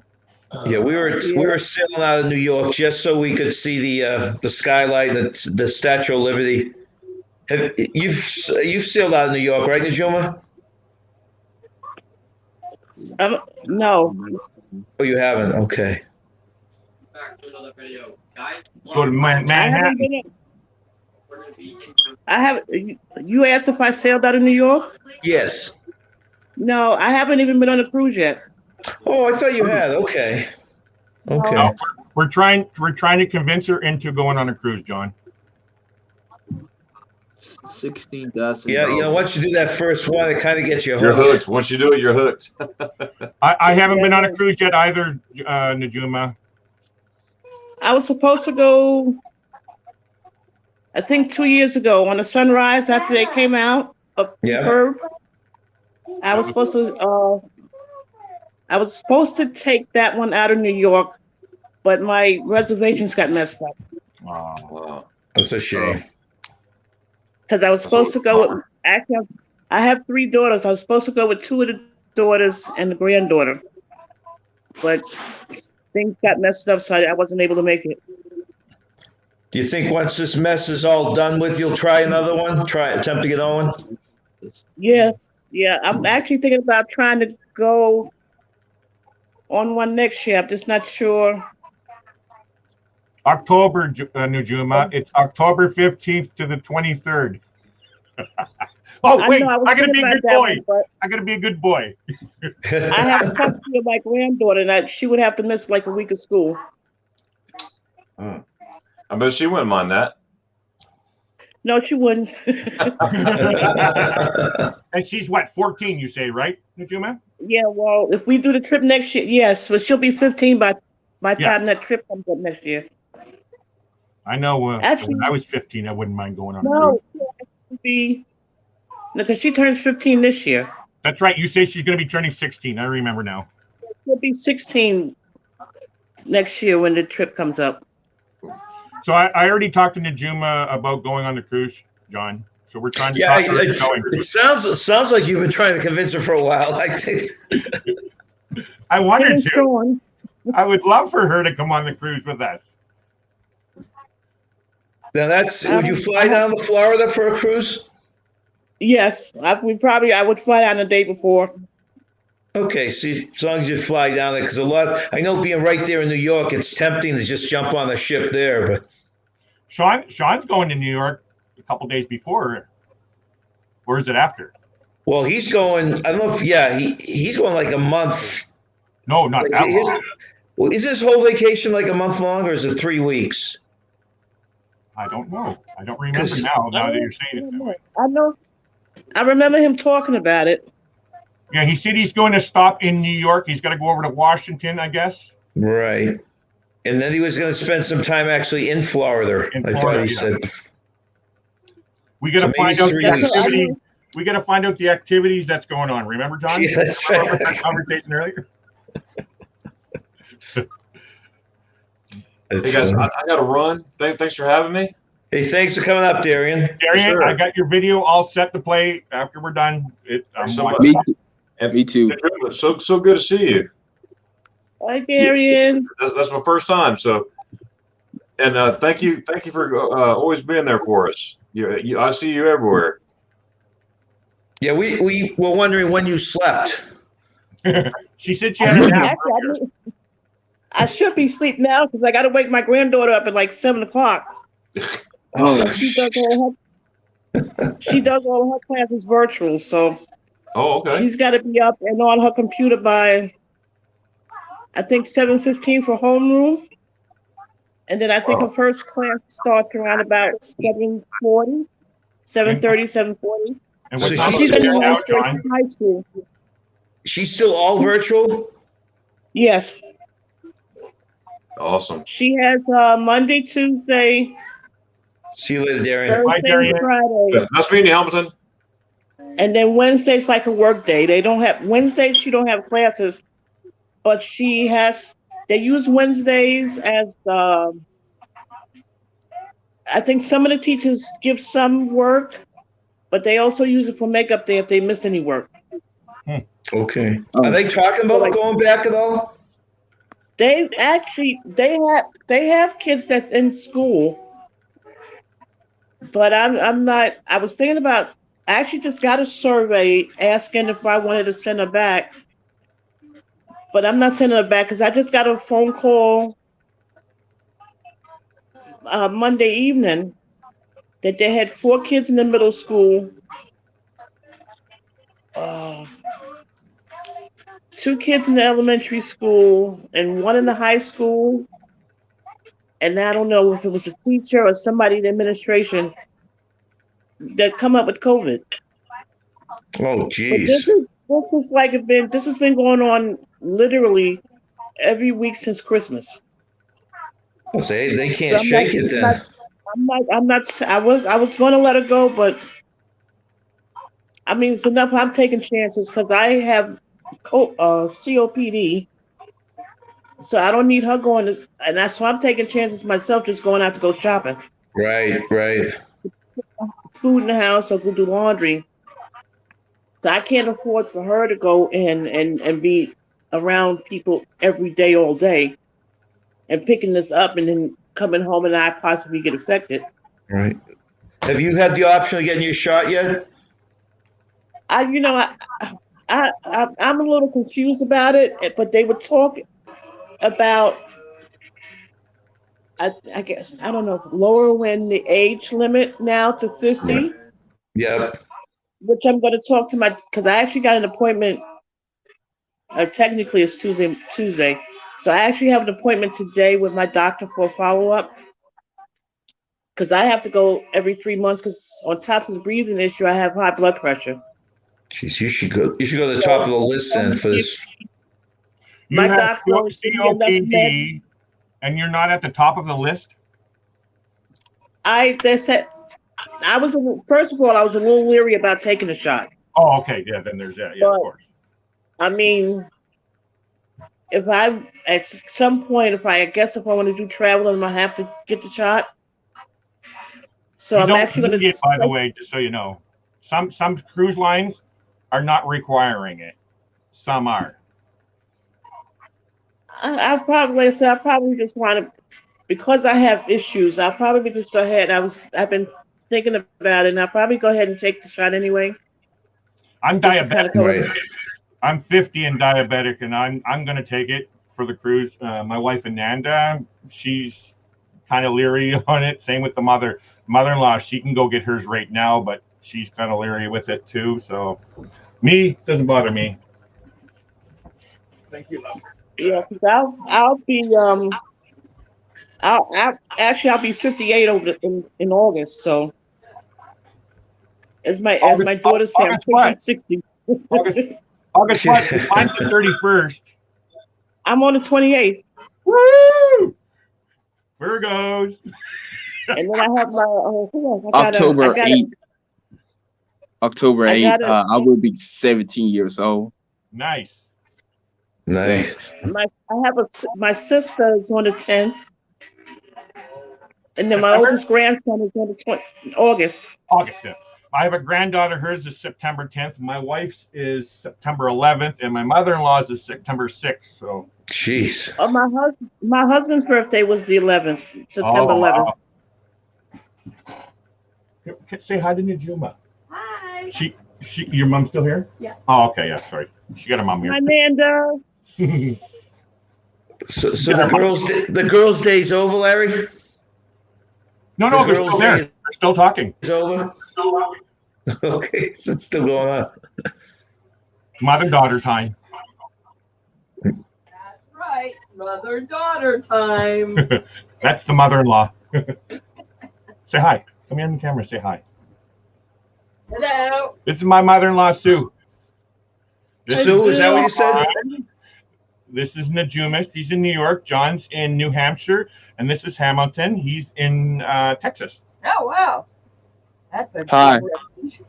So we kind of cover the U.S. a little bit. Well, actually, you guys are out of this country, but we had a guy from Australia in here a little while ago. Right. Yeah, Sean. Australia. Yeah. Cool. Hi. Nice Hi, to Amanda. meet you. Hi. And come and say hi. Ananda's not coming in. She's being shy.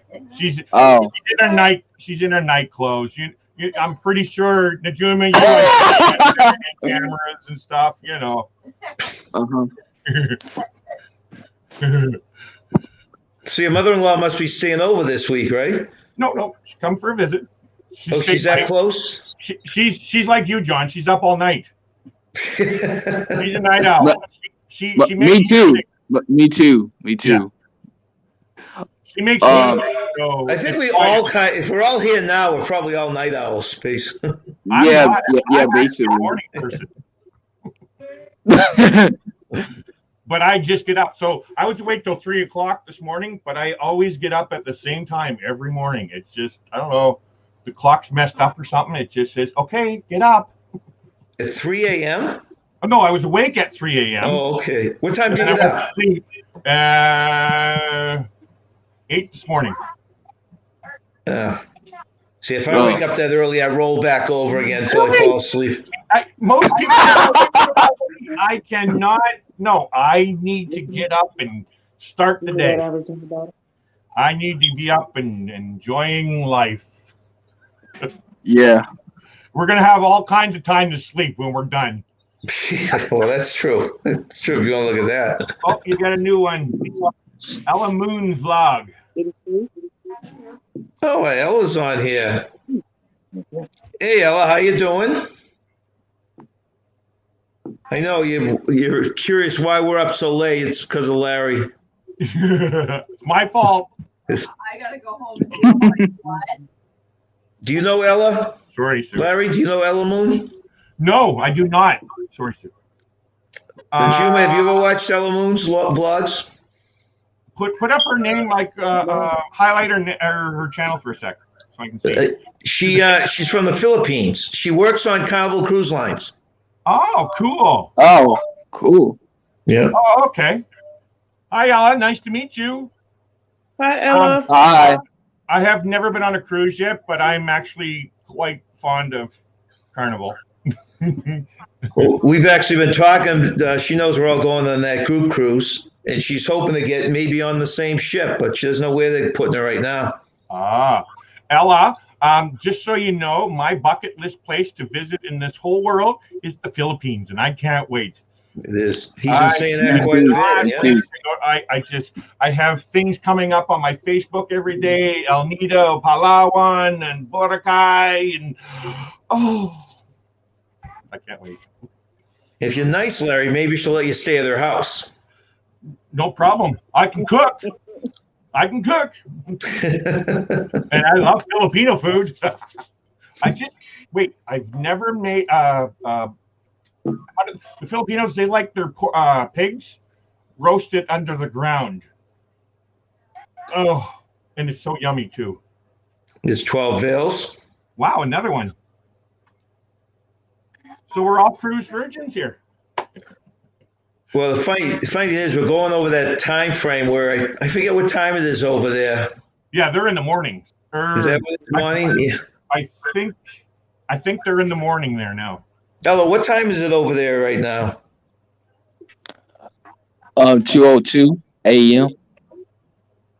In Philippines or? No, he's saying in Texas. Oh, in Texas. Okay. Yeah, it's 12:02 here. World clock. Okay. Do I have Philippines? No, I do not. It's 3:02 where Najuma is. It's 3:02 where John is. No, I don't have. Let's go to Philippines. It's interesting. Najuma, have you traveled up to the Boston area at all, or Maine, New Hampshire, anything like that? No. Oh, it's 3 afternoon. Only time I've been out of New York, my ex-husband was military, and he was stationed in Oklahoma because that's where I had my oldest daughter. And then he was in Germany for a year and a half. Oh, wow. Just like Darian. See, she lived in Germany for a year and a half. Okay. That must have been a neat experience, huh? Yeah, it was nice. It was nice. Because actually, the apartment we had was right across the street from the castle. Oh, so dreamy, those things, castles. I mean, aren't they cool? I'd love to spend the night in one of those someday. The ones that are open. Nice with swine or whatever it's called. That's the one I want to. I don't know what it's called. I can't speak German, but it's nice Weststein or something. Really nice looking castle. Okay, it's 3:02 p.m. there. 3:02. So p.m. So she's afternoon. So would that be tomorrow afternoon? They behind us or ahead of us? They're the next day after us. Yeah. Okay. Yeah, it's Tuesday where she is. I should remember. That's an easy one. 12-hour difference. I should remember that. Yeah. Yeah, it's funny though, Larry. You know, first got to memorize faces and then names, And then we try identifying with where they live. Now we got to go on time zones too. I'm getting a headache trying to remember every single person's name. But Najuma, you're already there. Well, I remember Najuma. I think the Juma's put an impression on all of us, though. Yes.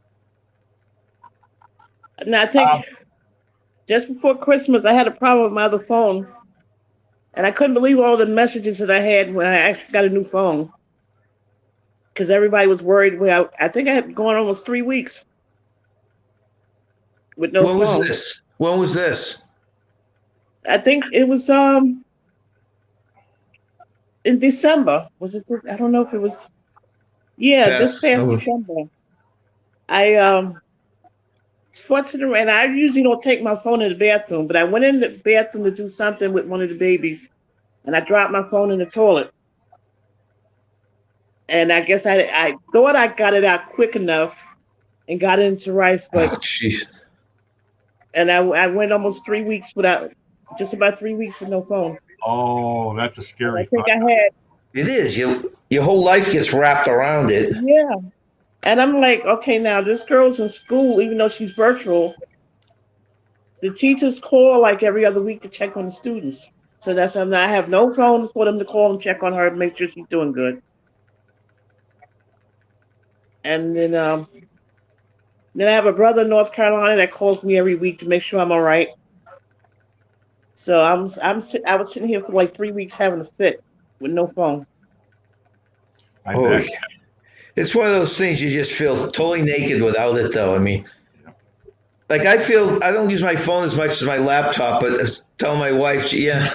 I got a new case for my phone. That's a nice case. Wishful thinking.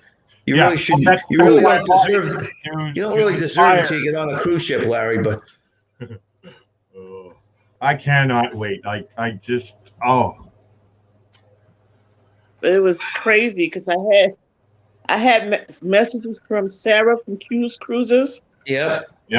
I had a message from John from the Ship Show. Oh wow! And that was the last one I was expecting was John from the Ship Show. Even though I think I started off when I started watching vlogs. I actually started off with Sharon at Sea. Okay. And then I went from her. I got hooked with John, and then I went from John to Blaine, and then I think everybody started yes. Yeah. From Blaine. Blaine. That's what happened to me too, Najuma. Everything all started branching out from Blaine. Yeah, well, crazy. Yeah. I know Blaine and John from Sharon at Sea. Because that's where I started out at when I thought I was going on that cruise 2 years ago. I started watching videos from Sharon at Sea and the live shows. Right. And then I kind of was going back and forth between her and John, and then Blaine started his channel. And I think everybody I met after that, I met because of Blaine. You probably watched a few of those cruise-a-thons then. Yes. I think I watched all of them. Yeah. I'm actually going to talk to Blaine about getting another one going. Yeah, the timing was perfect during the pandemic, to keep people's minds.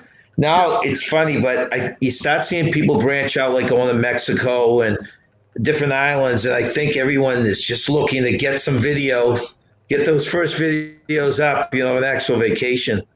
Yeah. They don't need the time to, that whole thing. They just want to get this stuff up, I'm guessing. Do you guys know Kevin from Tuber Chat? That's what I'm looking up right now. Let's see if I get them. I have them subscribed. Let's see. Tuber Chat. That doesn't ring a bell to me. Connect and grow. Are you a small YouTuber looking to connect with others and grow your channel? No, I'm not subscribed to them. So, Juma, you're on the phone then. You do all your stuff on the phone. Yes. Okay. Are you going to start a channel, Najuma? No, Oh, come on. maybe in a Don't be year or so, shy. but I don't.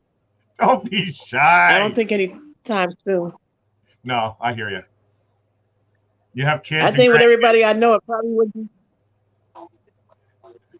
Oh, God. And I just had one of the twins. I finally got him down to sleep. Because my oldest daughter, she has the youngest kids are a set of twins, a boy and a girl. Ah, that's a lot of And the work. boy was up. I have 3 grandkids. They live in New Mexico. Oh my goodness. And I got 2 daughters. My oldest, One's 20, should be 21 in November, and the other one's 20. Give me a sec. 20. She was born in '94, so 27. 25, right? 27 in October. 27. Yeah, They're both in New Mexico. both. Yeah. Well, what it Wow. was is my ex-wife met a man on the internet, and our relationship fell apart. She ended up going to stay with him and brought my kids. We were going through a bad breakup in the beginning, so I didn't want to fight it. Yeah. I could have fought it, but it wasn't worth it to stop her from going down there. So Right. they went down there in 2006, and then she got married not too long after that, and they've been down there since. Yeah. Oh, But I see them on like on Facebook Messenger and stuff. Like, I'm so grateful and thankful for these cameras like we're doing right now. Like, Right. I miss my kids so much. I haven't been down since 2018, since my youngest graduated. So I need to get back down and see. Yeah, that's quite a bit. Yeah. That's rough. I'll get down there. As soon as I hear they're opening, and they're trying to get it open. Would you drive down? Would you ever consider doing a long road trip and driving down? Are you asking me this? Yeah. Oh gosh, I'm already in the plans of doing that. Oh, you are. Oh gosh, yeah. We're inheriting a van, a Dodge Grand Caravan, Oh, nice. and Oh. I had a tent trailer before, and for me, if I travel, okay. There's Nancy. She's got to come home. It is Nancy bit. Hello? I miss you, dear. I miss you. Okay. I'm just talking to Larry, Najuma, and 49 cents. Hi, Nancy. Here, wait a minute. Hi, Let me hold the hi, phone. Nancy. You guys just say hi to Hi, Nancy. Nancy. Hi, Nancy. They all said hi to you, Nancy. Well, no, I already told them. That's why Larry's been picking on me, saying I couldn't sleep because I was worried about you. So, I miss you, honey. all right, be careful. I'll see you soon. Be Bye. safe, Nancy. It's funny you tell this, and she doesn't believe it. Of course, until it comes off. Oh, so beautiful. As soon as I hear that border open up, I'm going down to visit my kids. And How long a drive is that? Oh, that's what it was. I was trying to remember what conversation I was having with the van. Our anniversary is coming up in June, Yeah. and if we don't have the van by then, we're going to rent. But either or, we're planning a trip to Alberta, which is like a 2-week drive. Like, we're going to go to the Jasper National Park, Banff, Edmonton, and then this other channel that just created a beautiful song for an intro for my channel. He actually wrote a song for me. Oh, nice. And so he lives in Vermilion, which is about an hour outside of Edmonton. So I'm going to spend like a night at a campground there, and he'll come play his music and guitar and stuff like that, and then come back. But then the big trip, which I haven't really planned when, is I want to go over to Alberta and then down through Montana and all through everything. Mainly the West for now. Right. Because I'm so close to the West, right? You know what I mean? So it's easier. Plenty to see out there. You're right. Yeah. So like Utah, Arizona, I really want to visit. And then, crazy, I want to experience Arizona in the summer. If you can Well, it's not as hot as you'd think because there's no humidity there. So Well, where my kids live, it's next door. The hottest Okay. I've ever felt was in New Mexico. Really? 110. It's like that's a lot. Yeah, So, and you felt that. How long Yeah, a drive? so- Have you figured out how long a drive that is? Say where you live down in New Mexico, if you're just driving. Oh gosh, that's thousands of miles. Like that's probably 4, 5, 6, 7,000 miles. So 'Cause how I long? plan on going from here over to Alberta, then south down to Montana, into like Colorado, all that kind of stuff. New Mexico to visit my kids. Right. Oh, by the way, I need to go down to Texas. That's going to be all part of it. And then cross back over into Nevada, all that area, Arizona, Utah. That I guess there's a bunch of parks. I want to experience all that, and then over to California, and then up the West Coast. Holy cow! Oregon into Seattle, and then into Canada. I'm talking like over a month, John. Well, I was going to say it sounds like a 3-month trip to me. Here. Yes, of course. I'm on disability. I'm free to travel, right? This van, you could sleep in it, I assume, right? See, that's the thing. I had a tent trailer before, and and we rented a fifth wheel last year. And I just thought, you know what, like traveling and stuffing and going into these campgrounds, you have to back in all this stuff. I didn't want to deal with that, and so I started looking into van life, and then so I can't afford these big Sprinter vans. So I looked into, hey, is there any other ways that I can do this? And I looked in, and because I'm 6'2", Dodge Grand Caravans has a big enough back that you can put a bed in there and work it. And I started looking into that, and it's like, I can do that. People live year round in these caravans. Yeah. Right? So I don't want to live in one, but you certainly can vacation in one. And you throw a tent in there, you set a tent up, and it gives you more storage. Here's the thing, John. Where I live next to the forest, and we have bears and cougars, and actually grizzlies that come over here in different parts of the. We just had a bear that woke up early last week, and there's warnings out that you need to be careful. He's pretty angry and stuff like that. So the point I'm making is, I had no problem sleeping in tents. I loved it. I have two tents in my garden shed out here, and I put up my tent in my yard one day, and I just wanted to camp out, and I went in there, and at like 2 o'clock in the morning, I wake up terrified. What scared me is, like a couple months before that, I had left my garbage out. This is kind of like when we moved here. I left my garbage out on the deck in the garbage can. Twice a bear got at it, and it marks into the cover on it. Right. I woke up 2 o'clock in the morning, and ever since I just can't get rid of that fear of bears. And that's only camping. Like I don't have no fear of walking outside or anything, or walking through the woods. It's just camping because I sleep very, like it. I can sleep through a war. It wouldn't bother me, right? So if a bear's coming along and he scratches on your tent, I'm not going to know that. By the time I notice that there's a bear, he's going to have me chomped into pieces anyway, right? So I just chose to do the van life. Now, there is one option to do tenting again, and that's a bear fence, electric fence. I might invest in one of those one day, but for now, we're going to do the van life. The other way, though, Larry, what I was getting at with the tent, too, is you set up a tent and you use that just to take everything out of the van for storage. Oh, I see what you mean, Then you sleep in the van. So, because you're going to need to load the back of the van up with all sorts of supplies. So Not really. Plan on getting out. I lived in Vancouver when I first met Ananda, we lived basically in the downtown, like Vancouver. Right. And I cooked at home. Lady Coach. I cooked at home maybe 3 times out of the 3 years that I lived there.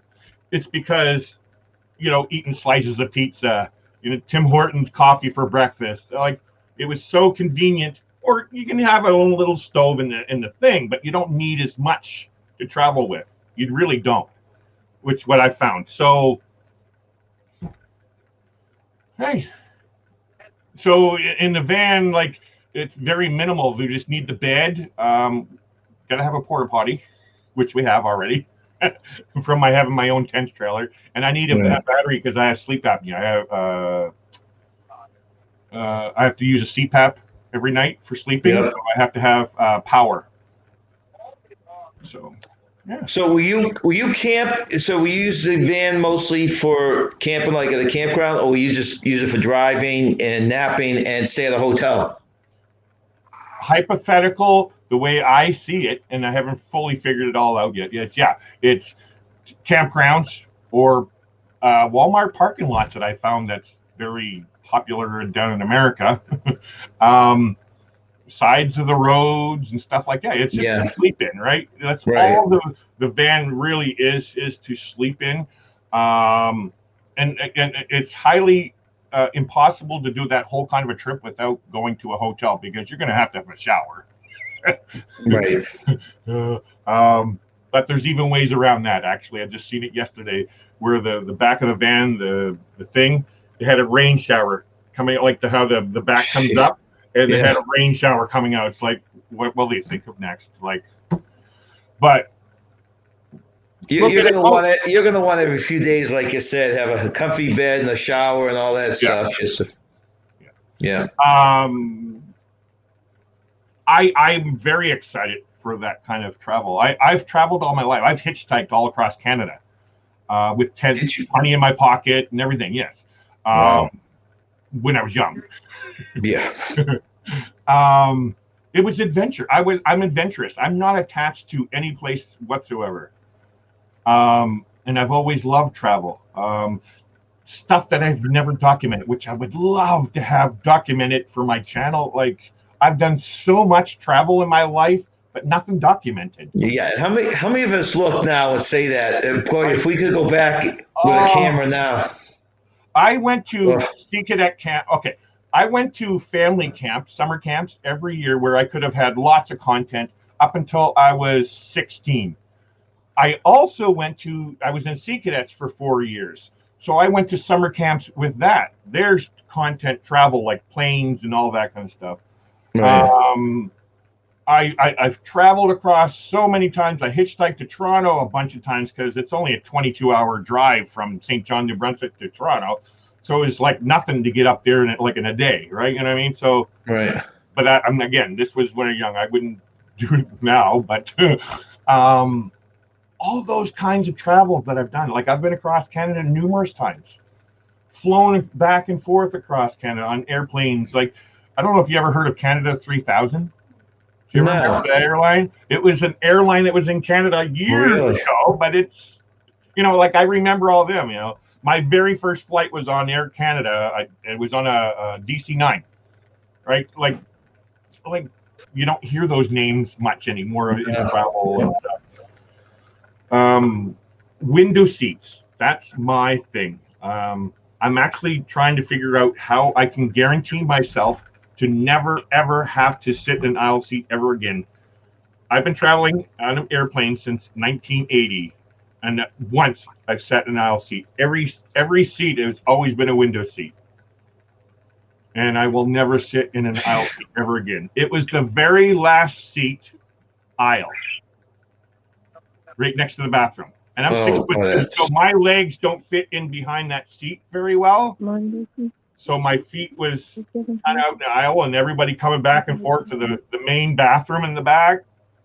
I don't know how you could squeeze in, though. The inside ones are very tight with your legs, though, too. So the window seats, the way I sit in that seat, like I have a bad back also. The way I sit, it's just perfect. And if I'm able to get up, like if it's a long flight, like the longest I ever flown was 6 hours from Mexico to Vancouver. As long as I can get up and stretch my legs and stretch my back a little bit and then go right back, I'm totally fine. I could sit there for hours and hours, right? Right.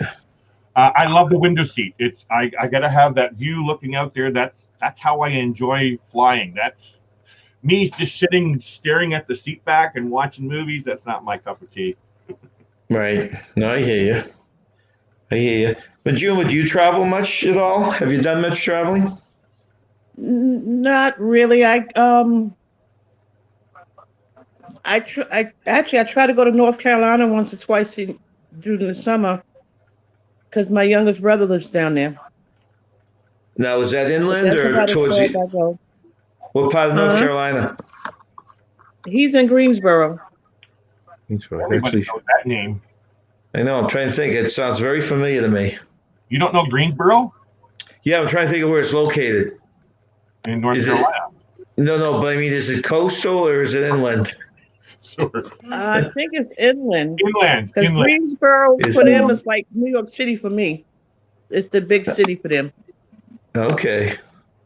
Oh, Because that's, where everything between Greensboro and I think Charlotte.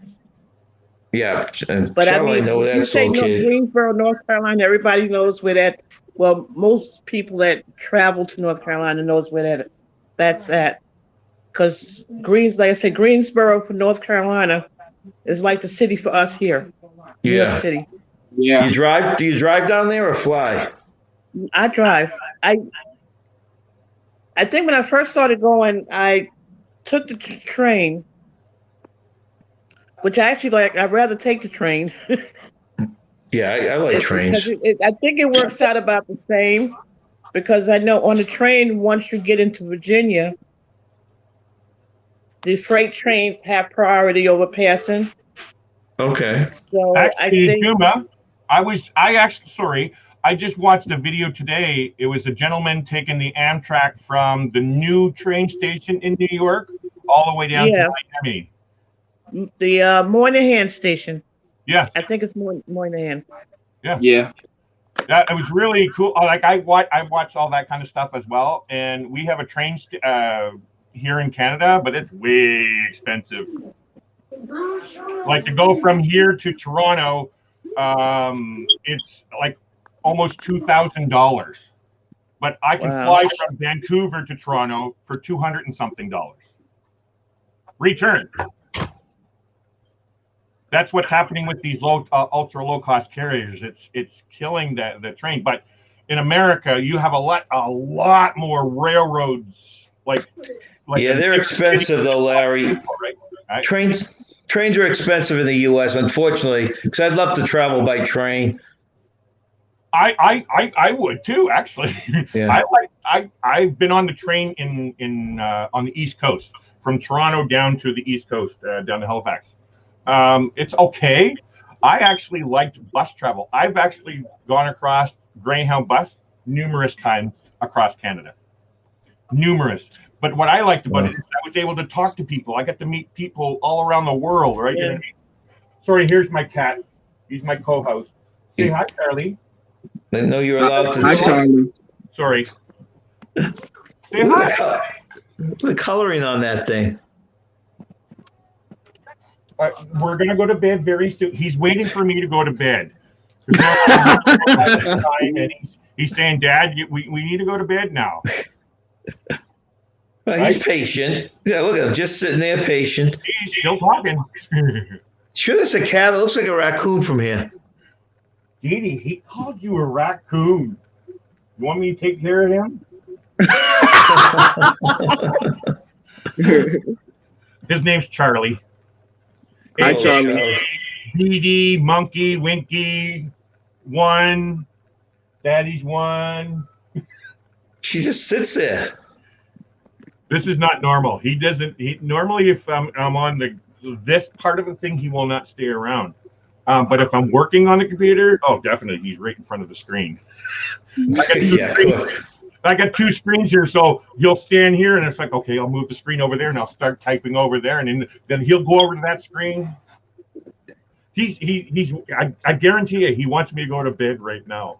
We go to bed every night. Every night he sleeps on me. Right? Yeah. Yeah, boy, he's a big one. Yeah. You want to come say hi? Or you just want to go to bed? Come over here. Look, right here in the camera one. Hi.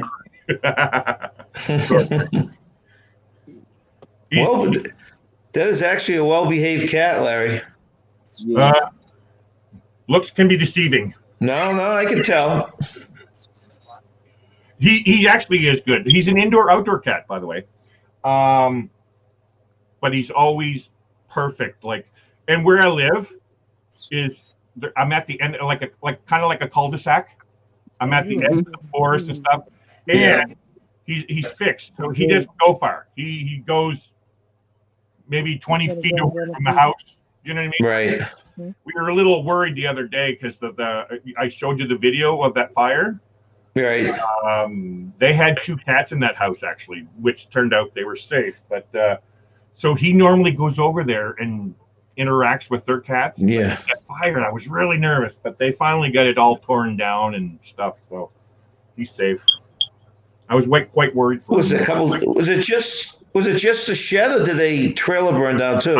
Amazingly, it was just a shed. So when I ran over, I don't know how to say this, so you're not going to be able to see it.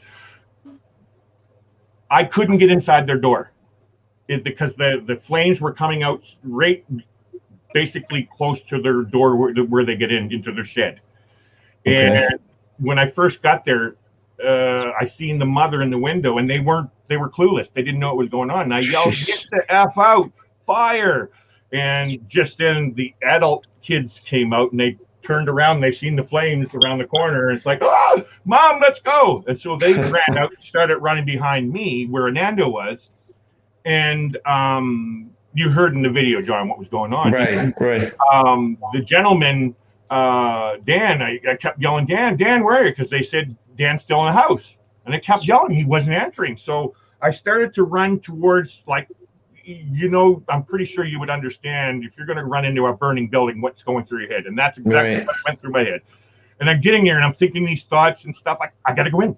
There's no way. He's not coming. I got to go in. So I started to run upstairs, and just then it started, poof, poof, like not major explosions, but I guess it's like spray paint cans and stuff. So it causes it sounds drastic, but it's not. Right. Anyway, so it started doing that, but it also blew some heat towards me, and it felt like it was going to burn me. It didn't burn me or anything, but it felt like it was going to burn me. So I was like, no, I couldn't do it.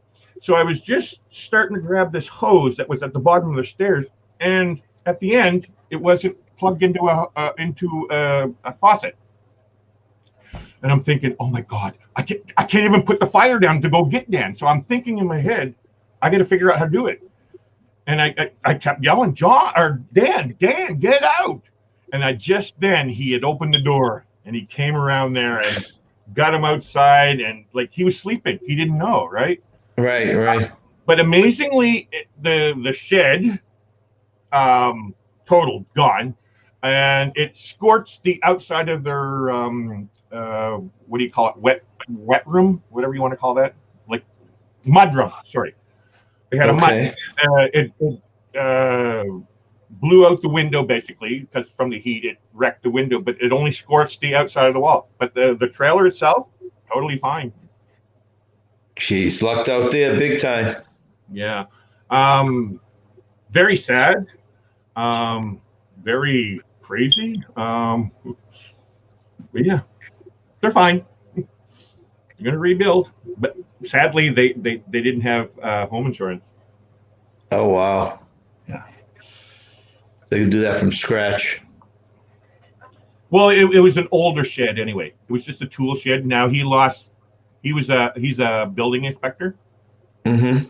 So he had some tools in there that he lost, but those are materialistic things. Right. So, and it was an older shed. I'll leave it at that. Yeah. He had a wood stove inside of a shed that was really old, and some thought he shouldn't have had it in there. So that's just started the whole thing, huh? Yeah. Most likely.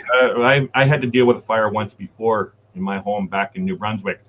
That was early 90s. Somebody had left a pot of grease on the stove, and they were going to cook French fries, and they forgot about it.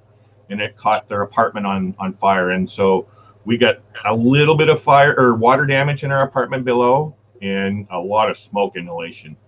Yeah. Oof. Bad. Don't ever Sorry. Say Don't goodnight to ever 12 inhale Ales. fire smoke, like that chemical smoke. Oh, it burns. Like just now, like it took me like 3 or 4 days to get over this burning feeling in my throat. Right. Oh, it's a lousy. I think it's a tough thing to live through if you that or you like your house being broken into. I think it's going to be the toughest things to live through. I had one before. Did you really? Wow. Yeah. Very. How do I say it? Difficult. Difficult, but it's like they're stealing a part of you, like your soul. Like this is my safety net where me and my wife was, and my kids and stuff like that. You know, you feel violated. Violated. That's the word I was looking for. Yeah. Very, very sad. Yeah, I had hockey card collections. They even stole meat out of our freezer. Jeez. But allegedly, that some would say, we knew it was who it was, but we just couldn't prove it. Right. And it was our neighbors that lived upstairs over top of us. They were drug dealers, and and about a week before that, they crashed a bachelor party that we were having for my brother-in-law, and we got into a big, huge argument with them. Okay. A week later, our house got broken into. Yeah. We just couldn't prove it, and a little too obvious. Yeah. If you can convict on assumptions. Right. No, I hear you. Hello, Maine Cooking Show. Thank you for joining us. So, I love cook. See, I have a wide range of interest on this YouTube, man. Like travel to cooking to food, like because I'm a cook. I've cooked for 20 years, right? So I love food videos. So, and food goes right into travel. You know, you're going around the world. I just, you know, right. and I actually, I don't mind saying I have ideas for my channel. So when I start cruising, I want to go to certain restaurants of wherever I'm going to, like say St. Kitts. I want to go to a local restaurant and get them to show me how to cook a dish. So I can come back home and create a video of me cooking that dish. Same dish, yeah. Yeah. Because I'm a cook, right? So it wouldn't take me, you know, hey, what are you throwing in there? Okay, I'm throwing in this. And I'm not saying give me your secret recipes or any of that. Like, you know, there's that kind of thing. But so I can go back and at least try to make it like donkey sauce. Have you tried that donkey sauce yet, John? I don't even know what it is. Donkey sauce is what was on Guy's Burger. This is Explores As We Go. If you've ever watched their video, they're from Bali. Oh, this is not a good thing to show me. They did some great videos on. They did the what do you call those water seaplanes? Hello. It's how you doing? Fine. And some of those fancy little huts and stuff there. They've got some great videos. Welcome in, guys. Okay, so I promise you, I will go check out your channel afterwards. I need that link. Well, it's Explores As We Go. You want? No, what I do, John, is I highlight and I copy their name and then I put it in the search bar. Okay, yeah, that's the way to do it. Larry's in here. You wanted to meet Najuma Brown came up. Najuma Brown. Najuma. Yeah. Hello. Najuma, say hello. Hello. Hi, Nancy. Hi, Najuma. How you doing? Hey, how are you? Uh-oh. Good. All right. Everybody's awake at 3 a.m. I'm surprised. Yeah, we're all waiting for you. Larry couldn't go to sleep till he got home. He was worried. John really missed you, Nancy, and I wanted to make sure he was proud and everything.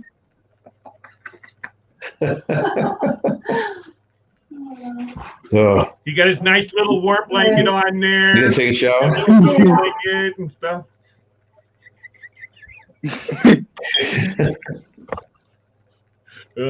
I have a feeling this cruise is going to be very, very, very funny. That's what we're saying. I feel what we're saying. Oh. Anthony, you just missed her. She just went into the shower. She works at a local nursing home, and that's why they asked her to stay 4 hours late today. So she's just creeping in now.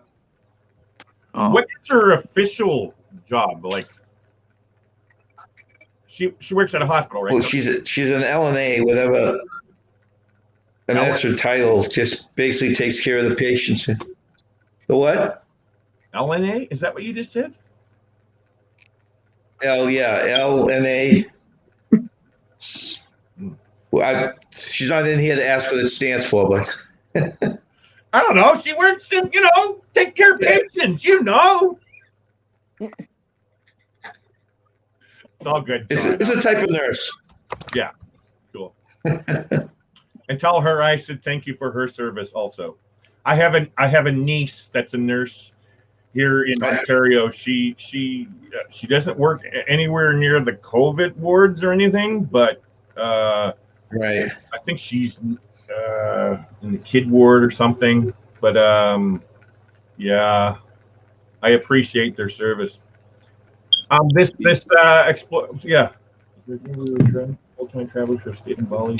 Yeah, I'm trying to remember. I think he was from like I want to say the Indiana area, and they've been traveling the world. So is that Weedy yeah. and Bernard? So amazingly, the second place I want to go is Bali. I actually in my Facebook I follow these Bali rentals, and it shows all these different places for rent and stuff. I have a friend who just got back from Turkey. He travels a lot, and we're planning a trip over that way to Singapore, Bali, a bunch of them over there. And so I've been keeping up. Because when I do that kind of travel, I'm not going for a week. That's a waste of time for me. That's all I know now is just weekday. You get there and you get relaxed and you're going back home. I want to. Larry, I have problems going on a cruise now for less than 7 days or 7 days or less. It's if I'm going to pack and get everything going, then I don't even entertain these other cruises like that. They say, oh, here you go, $199 for 4-day cruise. I don't care.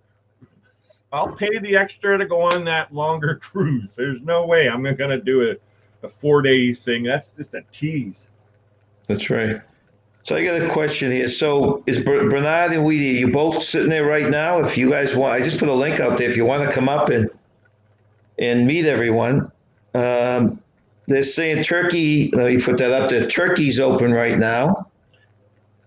Weedy and Bernard, I promise you, I will be going to check out your channel for sure. Videos with Bali, I actually follow another channel who just did a bunch of filming there, Alexander. Yeah, Bali's just. We appreciate that, guys. They've never been on a cruise. No, they'd be very interested. I don't know if they feel like coming up, but they'd be very interested to talk to you. You could ask them firsthand. That's what I see. I like having contacts wherever I go. That's why I want to travel with my friend. He's traveled, like he just got back from. Well, he actually went from Calgary to where did he go? Oh, Portugal, Portugal. He went there first. Then he was supposed to go to the Ukraine to meet up with a girl, but he got there and they denied him entry. So he ended up going down to, I don't know what the name of this place, Turkey or something. Is it Turkey where he went? Yeah, I think it's Turkey where he went. But yeah, he went down south and he stayed there for a month.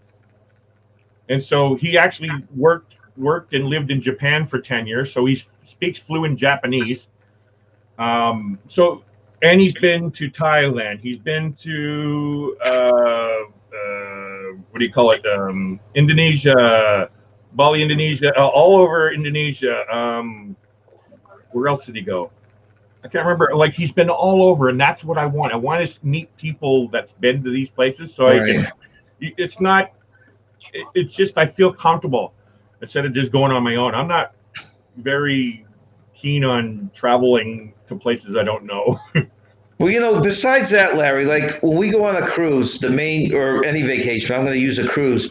You go on it, and one of the fun things you meet people and you get to know them a little better. And by the end of the cruise, you want to hang out with them. And it's like, well, now with this online stuff, this YouTube stuff, you get to know them ahead of time. You're like best friends just getting on the ship. So you can spend 7 days with friends. we were even talking about driving down to Florida and all the people just down the East Coast. Yeah, Najuma, you have to put us up for a night too.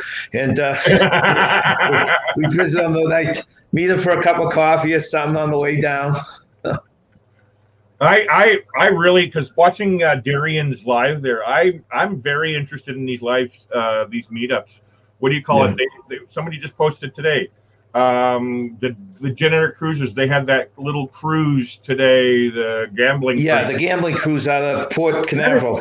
It's not that I'm jealous, but I just would love to do these little trip things, because I haven't been able to do anything for 2 years. We are leaving next week to go into Vancouver to visit my mother-in-law, which is beautiful, and I miss her, and we'll miss the dogs and stuff, but it's not travel. It's not getting out of the country. Right. I haven't been out of the country since 2018, and I'm a traveler. I need that. I got myself a 10-year passport. I need to get some stamps going. Yeah. Oh, yeah. Actually, I can ask you that. Do you get stamps whenever you cruise? No, I don't, and I should have, because a lot of them just give you free stamps. Some charge you. We never got into that. I'm not sure why not. So, like, okay, you know what I mean by the stamps. Yeah. I've heard about this other free stamp ones, and from what I understand, that's not the same. But when I'm talking about the stamps, so if I go from here to America, they don't stamp your passport for some reason. And I remember getting my passport the first time. I can't wait to get that stamp, because that was a dream for me to travel outside the country to get that stamp. But I did get one on my last passport to Mexico. 2, sorry, because I was there twice. I think most of the time, Larry, you have to ask for it, though. Like when you go to the islands, if you have to show a passport for an island, I don't think they just automatically stamp it. I think you have to ask for it. So, okay, so when you get to a cruise port, yeah, you must have to go through passport control then, don't you? No, I've yet to go. I have yet to show my passport, to a Caribbean island. It's my ship key, the ship key you have card, and sometimes I think usually have to bring your license for the picture part of it. But that's the most I've needed to get back on the ship. Wow. See, I'm not well versed in that kind of travel. From what I understand, Larry, the only time you need a passport is say something happened and you had to get off the ship on the island and fly home or stay on the island after the ship left. Then you need your passport or you can't get off the island. Yeah, because actually, believe it or not, this is part of the training that I'm learning now. And I guess Americans is different than Canadians. There's enhanced driver's license. I guess you guys, there's certain places where you only need your enhanced driver's license. We have enhanced driver's license in Canada, right? But from what I understand, the American, like crossing the American border, they only accept passports now. This is what I am. But there's people that will argue that no, they will take these. But I haven't done it because I've always had a passport, right? You know what I mean? So I never really. But doing this training, they were saying, there's certain things that you guys only need, a driver's license. There's certain American ports that you go into as well. So, like going to Hawaii, you don't need a passport to go into Hawaii. Right. And I think you might even be able to get to like Bermuda, which is not U.S., but I think you can go to Bermuda with just a license. I think that's what is one of the things that I learned. I'm trying to remember. There's so much I'm learning. I think I heard that. Yes. Well, they tell you if you're going to do any traveling, get a passport because you don't know what countries are going to change their rules. I'm just a new traveler in a sense. I've done a lot of travel, but only in the Americas. Right. Mexico, United States, and Canada. That's all I know. That's the only travel I know. But I've researched, and now I'm a travel agent and all that kind of stuff. So I'm learning a lot about that. And what I wanted to touch on the explore as we go thing. Passports. I get nervous with passports. Because I see that as your ticket. Hey, Larry, it sounds like you're going to have a chance to ask about Bali. Oh, look who it is. Welcome up, Reedy. Hi. Hello from the other side of the world, guys. How's it going? Hello, Wendy. So where are you right now? I'm in Bali right now, actually, Oh, I would love to be and here. I've been here since. Yeah, I've been here since 4 years ago. March 2020. Oh, Wow. March 2020. Okay. Now, is it because you're having problems getting out of there, or is Well, give me 1 second, right? that just a choice right now? Okay. I need to find that channel that I follow to mention to them. Alexander. He was just there, but he's over in Jakarta right now. He was in Bali. Does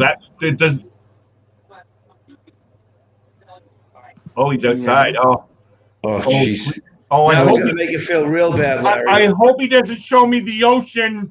we're in a small hotel right now, but here, this is a. Oh, I want to be there. Hey, that one actually looks familiar. I don't think you've been there, Larry. No. I watch other people. Sorry, I know. I'm only kidding. My partner is on a conference call right now, so we were both kind of doing video chats, so he could hear, and we were kind of echoing, so I had to change where I was sitting. But you're from Chicago, right? I am from Chicago, yes. And when did you start your, I guess it's world traveling?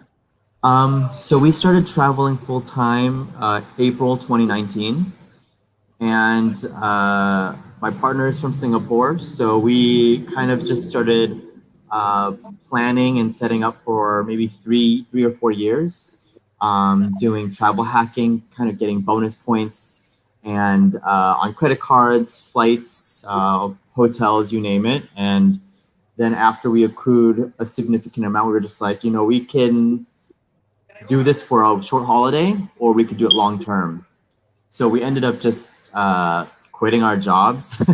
Oh, wow. And kind of trying this digital nomad lifestyle. Nomadic. And it's I actually don't like to use that term anymore. I like to use location independent, and then we kind of just do work wherever we are, creating content and doing YouTube videos, and also our blog as well. And it's keeping you both going? Yeah, I mean, we did save up some money to obviously put into the work as well. So we're still working off of some savings. But we've had some, offers and some creation jobs, which has been really helpful. But, a lot of it is just trying to make it so that you can do your job anywhere. So that's kind of the ultimate goal. So you're not stuck anywhere. Have you heard of Alexander White? I think he's been trending on YouTube right now for Bali. Yeah. Which is great for him. He actually went back to the States, and then I watched a couple of videos, and then he came back again. He's in Jakarta right now. Yeah. I also know that there's a few bigger YouTubers that are here right now. Like I think Joel is here. And Los LeBlanc is also here. Oh, Los LeBlanc there. Oh, wow. Yeah, so there's a lot of the hard, heavy hitter YouTubers who are kind of setting up base camp here pretty much. So they got villas and are kind of investing in, longer term in Bali, which is great, considering everything is quite cheap, in the sense that we're all in pandemic pricing, we like to call it. And so we've been doing this for, it's almost 2 years. Wow. Almost 2 years. Now, how long do you plan on staying in Bali for? We are planning to be here at least through July, I think. I think that's when our last visa ends. We buy a new one every 6 months just to keep up to date. And then we'll see what happens. I mean, I technically, I would love to go back to the US right now just to regroup a little bit, considering we've been out for 2 years. and deal with some business stuff, because we did kind of register it in the US, and you just kind of have to go back every once in a while to make sure it's all squared away. But yeah, I honestly just saw that John was doing this live, and I was like, I don't know what's going on over there, but I'm just gonna come say hi. Yeah, I do appreciate it, because we've watched your stuff, but I love it when, like, this is the first time we've met Najuma too, and it's great when we talk to you guys kind of through chats, and then all of a sudden I can see you face to face. It's definitely a different experience than watching videos, because we're interacting in live. So right. So when you come back here in July or whatever it is, would you then stay for a little while and then go to a different country, or would you go back to Bali? Well, my sister is supposed to give birth in September, so I'll probably wait until after that, because I don't want to leave and then come back. And especially with all the travel regulations and having a vaccine passport, it just makes a lot of the specific countries you want to get to quite difficult. Right. And my partner's from Singapore, so he'll have to actually go back to Singapore first and do a quarantine, and then we don't know where we're going to end up anyways. So it's going to be quite tricky, and if you don't have the vaccine, it's going to be even more difficult to do international travel, because every country's regulations a little bit different. But in terms of Southeast Asia, they're working on travel bubbles, so that you can go into Singapore or Malaysia. Okay. Even Australia is doing a huge thing with Indonesia, because Bali has a ton of Australians. So we're still figuring it out, but we did take a little bit of a break from video editing and posting like regularly, because it was just so time consuming, and I was like, I can't enjoy Bali like this. So we did take a little bit of a hiatus, and now that I'm back, I'm kind of seeing where all of our older YouTube friends were, and kind of trying to reconnect again and seeing what's going on. Because I noticed I haven't gotten any notifications from you guys in a while. Yeah, we haven't posted. We did have some issues that we had to deal with, personal issues. But now that it's a new year, we can kind of move forward. Yeah. It's a new beginning for everyone, I guess, right? Yeah, definitely. So maybe Larry, tell me a little bit about yourself while we're here. Well, I'm from Canada, the west coast of Canada, just north of Vancouver. I've done mainly travel in the Americas, Canada, US, and Mexico. And I was starting to get back into travel, and so I thought I'd start a travel channel, as you can see, Plump Travelers. And my dream is to go over Bali. Bali is the second place. Philippines is my first, and then Bali's my second. And so, nice. With my channel, I wanted to create it, and as you know, you want your own unique niche part of it. Both my wife and I, we're both on disability. We suffer with chronic pain and all that kind of stuff. And I was creating this channel just to get others to get out there and travel the world. As you know, traveling it's amazing. You learn so much when you get outside of your little bubble of where you're living. And so I wanted just to show that, we can get back out there and travel. But you know what happened? I couldn't get any content done. Like, we're basically stuck in where I live. We're landlocked. I can't get out to do any content. So I'm waiting till the borders open back up and travel starts, and then I'm going to start. And I'm just learning too, right? Right. I'm brand new, fresh to YouTube. I got 300 subscribers on my channel, right? So just got to learn. I think we're all pretty new. I mean, there's like still so much to learn. So many people have been doing it for like 5, 6, 7 years, and I think I've only been doing it for maybe 1.5 now. And it's definitely a very hard journey for sure, but part of it is just don't give up, and just stay consistent, and then you're all good to go. And obviously, like you said, the part where you have to create the content and like obviously figure out what you want to post and what topics to promote or present. It's just, if that's the hard part, you know what I mean? And especially with the pandemic, we're not able to do that a lot. So I know a lot of my travel friends who stopped doing it do like their like top 10, top 5 places they visited, and then try to make something from those experiences, which is pretty cool too, but you're living the dream over there right now for a lot of travelers.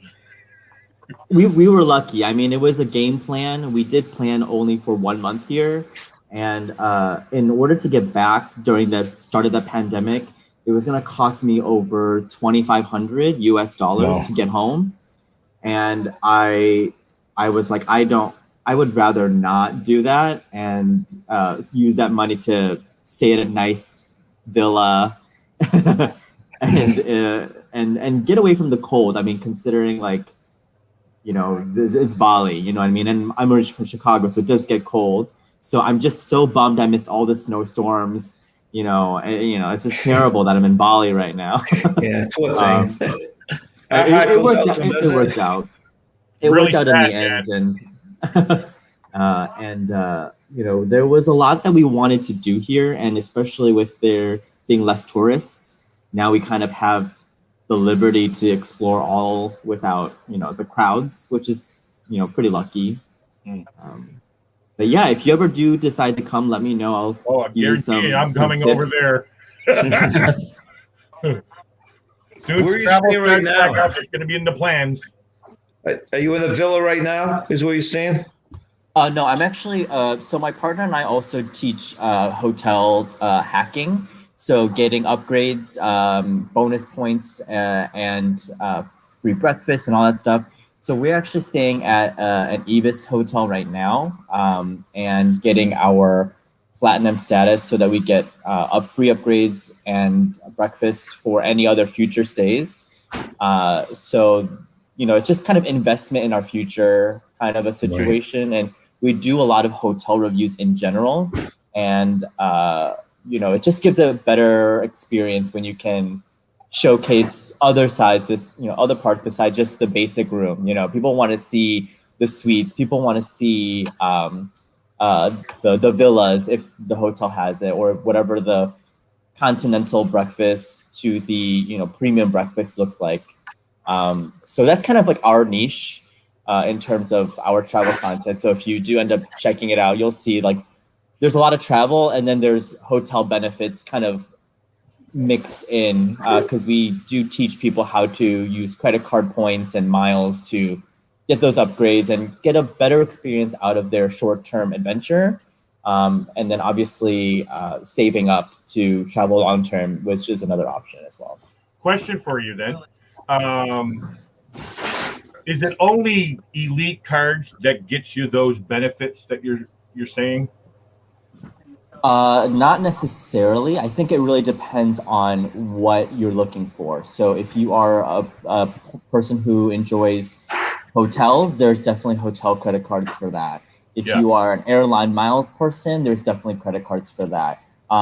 Since I'm based out of the US, my content is usually geared towards the people who are in, obviously have those rules and regulations, because every country is a little bit different. And I always have recommendations of which credit cards I think are great for beginners, and have great bonus value right now, especially during the pandemic in terms of multipliers.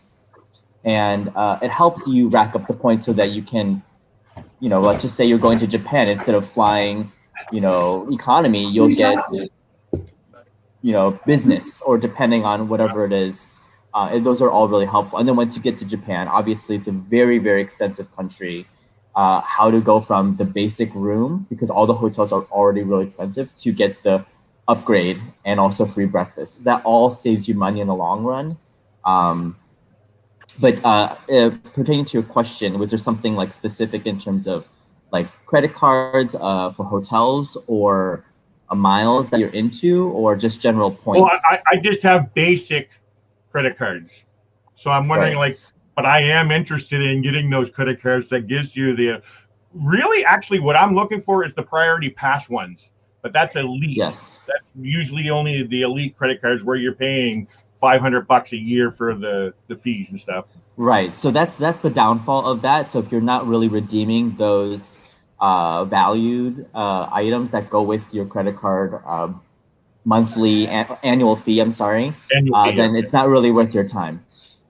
So for the first one, you know, that priority pass is a game changer. If you're traveling on a weekly basis, you know, ideally, then you know, it'll be worth your while. But I as of actually right just now, signed up to be a travel agent, and oh, so nice. that just opened up a lot of doors to travel for me. It really did. And you can actually use those promotions for yourself too. I know a lot of friends that like, oh, that's good, I'm gonna do that for me. So they end up going on their own trip that they're supposed to be selling.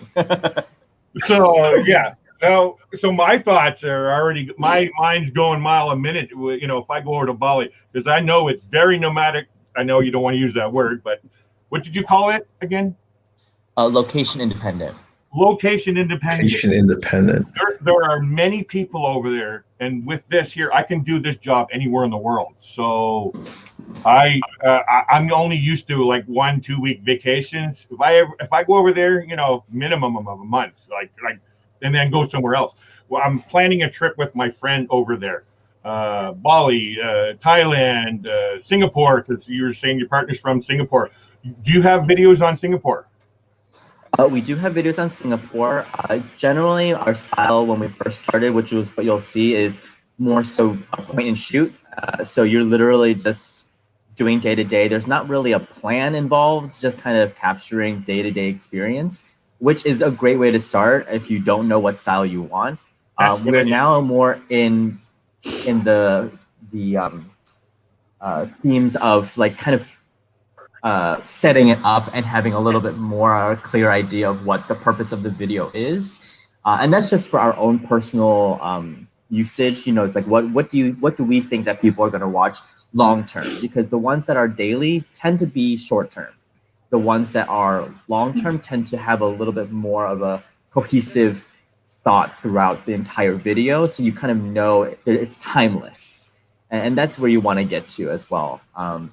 But there's so many good videos out there for Bali and for the Philippines. I mean, there's so many islands for both countries to visit. Chicago. So, It goes to Bali. so yeah, it's pretty cool. Does he go for vacation or for? He's living over there. I don't know if she can hear us, I but know, yeah. he's living over there. Okay. Yeah, Wow. they were going for a month and they've been there. How long did you say you've been over there now? Years? A little over a year now. Wow. We arrived here March 6th, and it's March 23rd, 2021 now. So yes, one whole year. Wow. Now those, I'm going to call them huts, but of course they're a lot more. They're right on the water. I think you took a seaplane to them. Yes. So the most recent video we posted was of the Maldives. Actually, we ended up going to the St. Regis, which is a Marriott property, and we got upgraded to the Overwater Suite, and we pretty much got to experience the St. Regis for free. I mean, it was a 5-day experience, and we got free breakfast because of our titanium status, and we used it points. And the points were just bonus points off of what we ended up purchasing for other hotel stays, and it worked out well. And then we kind of are making a new video right now, which is, this is my editing break. I was actually editing a video right now. I was like, I'm gonna talk.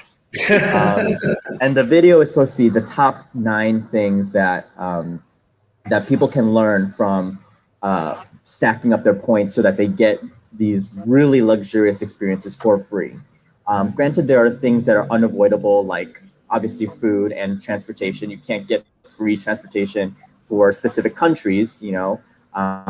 So that's kind of the next video that I was in the process of editing, and you know, for some reason they just get longer and longer. Like I try to keep it within like a 15-minute range, but sometimes it just bumps up to 30 minutes. You're like, what happened? I don't even know. Is someone gonna watch all the way until the end? I don't know. We'll see what happens. But yes, the last video is Maldives. They have seaplane transfers because of all the islands. They're so far apart that you need to do a 45-minute plane as opposed to speedboats. And each person, I think it costs about $750 round trip, which is a lot. But you know, if you're going to the Maldives, you're going to go big. and definitely get the most out of it. Maldives sounds pretty cheap. No. From the capital city island to your island, I see. and then back. Okay. That's not even including Now your Vancouver flight to the Maldives. That's a totally different price. Again, actually, people do island hop. There are speedboats for shorter distances. But we did do. You guys were talking about cruises in the Caribbean, because I know that's what John does. But we actually did island hopping via plane. So we used our British Airways miles to jump around the islands for free, as opposed to a cruise boat or flying back to Miami and then back out to the islands. So I actually made a video about that. If you want to check it out later, it's in there.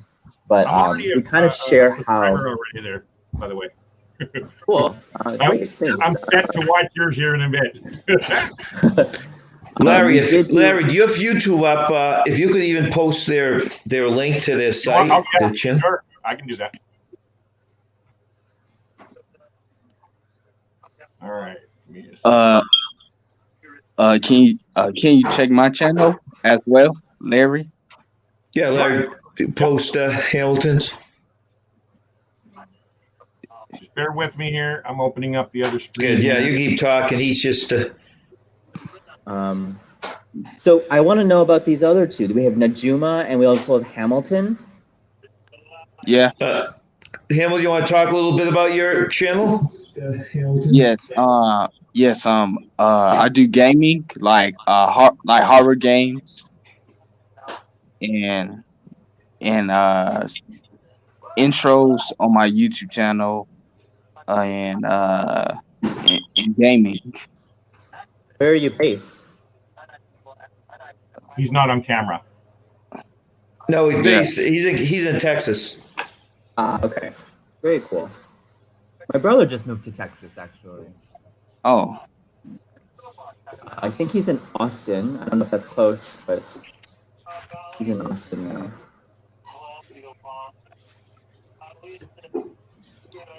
And Najuma is probably the most well-known supporter of the YouTube community, the travel community. You'll see her pop up on every chat. You want to tell us a little bit more about yourself, Najuma, to Weedy? From New York, and like John said, I personally don't have a page. I just support a lot of the other YouTubers like John and Larry, and probably like another dozen other. Very cool. Very cool. YouTubers that do travel. Because I think I was telling John a little while ago, I was supposed to take my first cruise about 2 years ago, but that didn't work out. But I just continued to support a lot of the travel vloggers. Very cool. I mean, don't let that deter you. There's always time in the future, just keep planning. I mean, that's what I keep telling myself, like, this pandemic's going to be over soon, and we just need to be ready. Once all the countries are like, oh, I'm open, you're going to have all these amazing travel deals. So just, stay on top of that. And now we have a travel agent, Mr. Larry, who will get all the info and he'll tell us what's going on, right? Can't tell you all the secrets right now. Well, when you do feel like sharing it, please let us know. Larry, like my daughter say, sharing is caring. All right, so there we go. Okay, so you've got. Okay, we'll put that up again. That's Explore as we go. And then this is Hamilton's.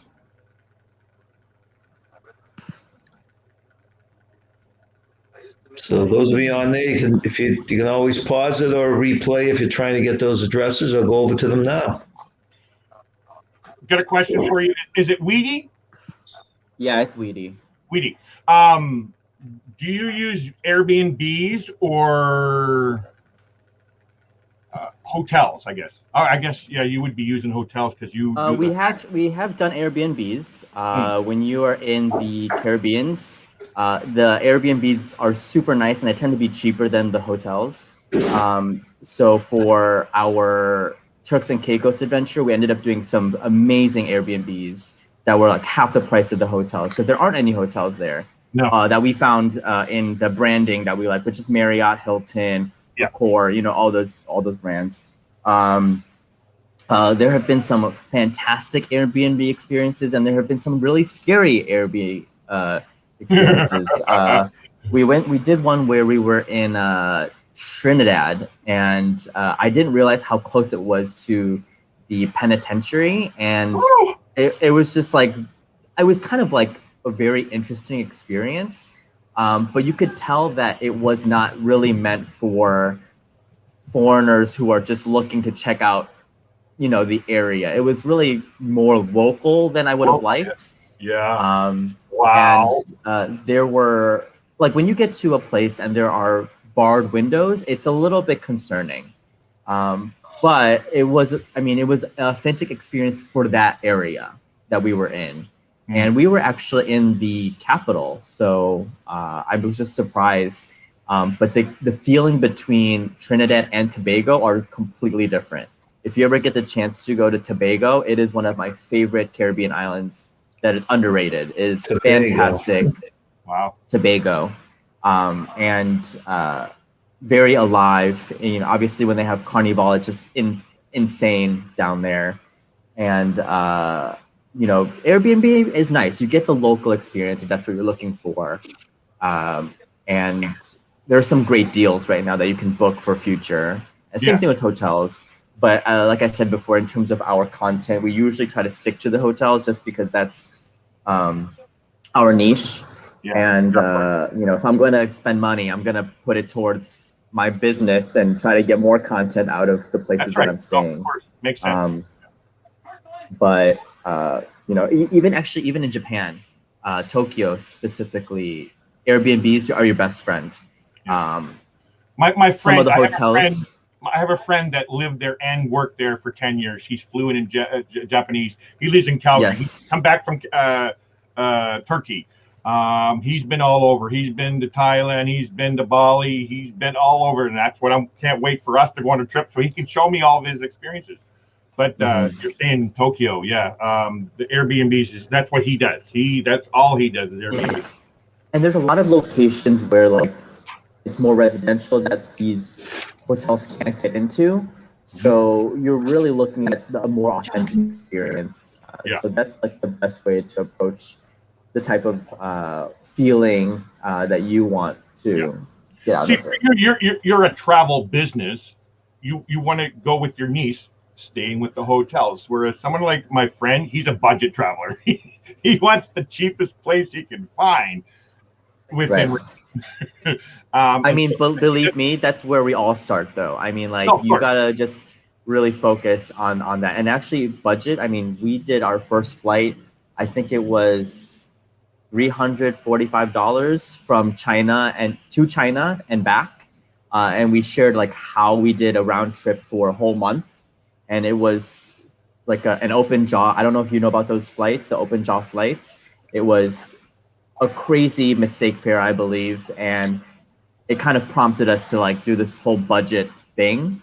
But in terms of, you know, luxury, we just kind of try to balance it out, you know. So right now, this is not a very luxurious hotel we're at, but it's quite comfortable and the Wi-Fi is good. So I can stream this live video that we're doing right now, and then, you know, we'll go from there. The Wi-Fi is great. I can't believe how clear you are. Yeah. Oh yeah, you can see my pores.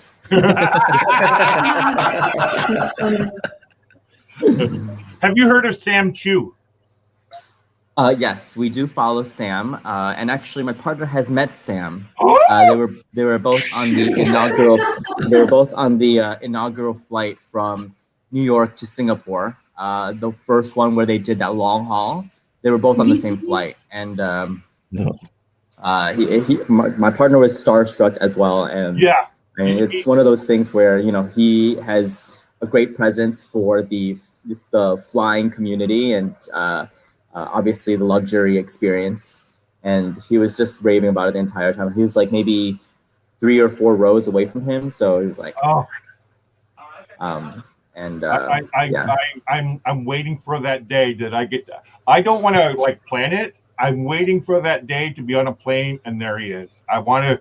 That's one of the dreams for me. And John, by the way, I'm a plane fanatic. I love planes just like Sam did.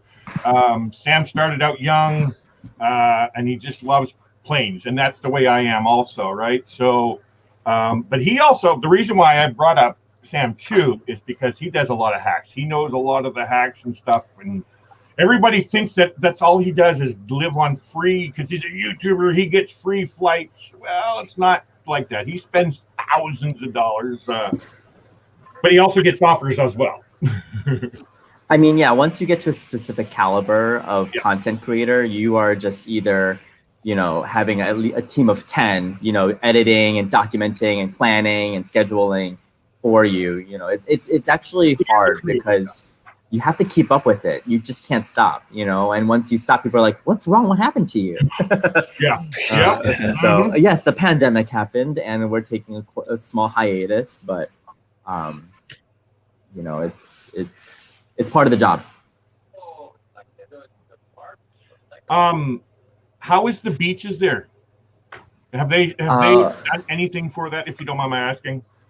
No, the beaches are great here right now. There was a point in time where the season changes, and so a lot of the trash and debris from the other islands was coming on. Yeah. And the island has been trying to keep up with it, but it's just not easy. It's not just coming from the other islands, but other countries as well. And there's just a lot of trash in the water. Some beaches are much cleaner just because of the cove and the currents of the water. Yeah. But we're actually near Kuta Beach. I don't know if you know about the beaches in Bali. No. Which is one of the more popular ones, and it's always cpacked because of the sunset view. So in about a few hours, it'll start to get dark, and you can just see like the orange, red sherbet colors. Just kind of, it's really stunning. It's really stunning. I actually do post a lot on. I do post a lot on. I don't know if you guys are on Instagram, but I do post on Instagram, and that way you get more frequent of the daily stuff that we've been doing. I'll follow you on Instagram too. They're on there too, and that way I can get those short 1-minute videos out much faster than my 20-minute YouTube ones. But, do you guys snorkel or scuba at all? We attempt. It's I personally am not a strong swimmer, and so that is quite difficult. But there are so many scuba diving, snorkeling opportunities here, which is really great because you can see all the corals and you can see some of the statues in the water, which is pretty iconic for Bali. But a lot of people surf here. The waves are pretty cool and gnarly, huge. Yes, the word is gnarly. I'm not a surfer.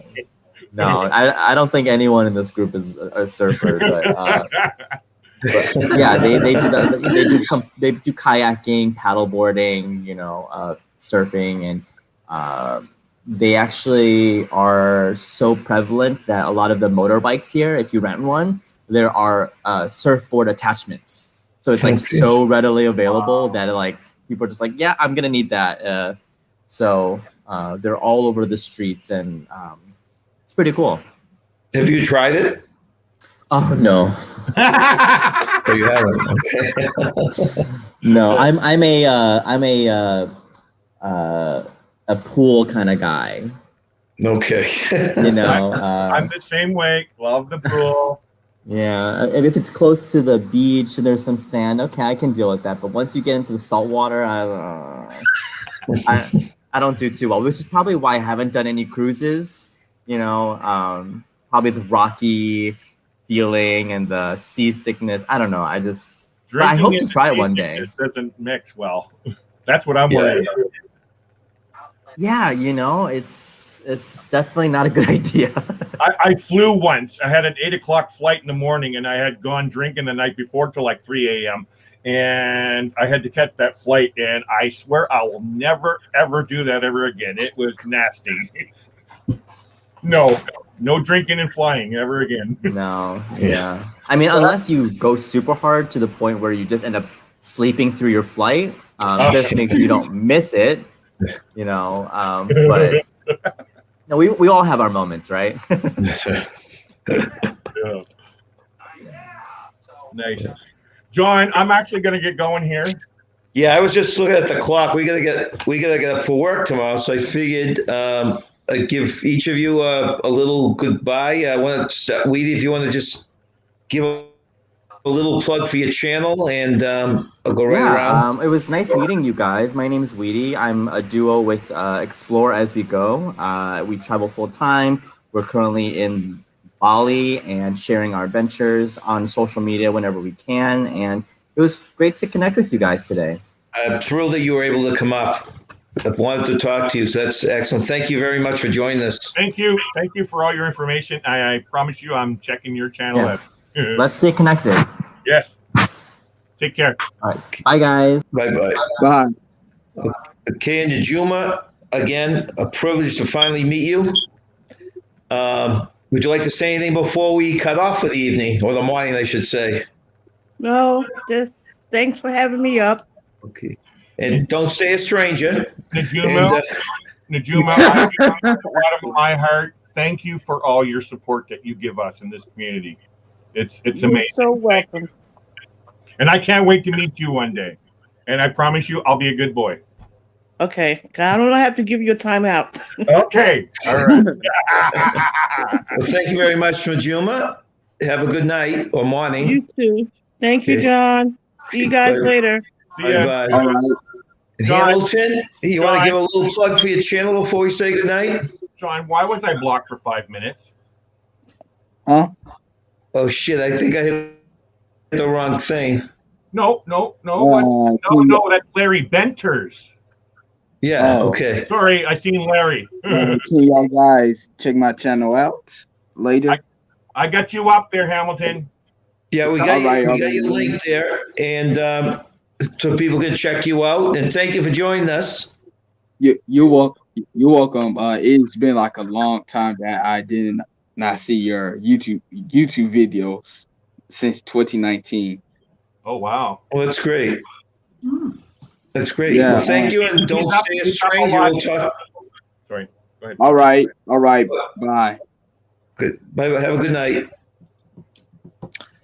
Okay, and Larry, if you just want to hang on while I say goodbye here, just so off the air, I'll just close things up with you. But anyone who's still with us, it's now 4:30 in the morning East Coast time, and Larry, it's what time?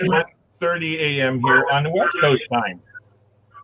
So thank you for staying with us. It was a lot of fun, and we'll talk to the rest of you later.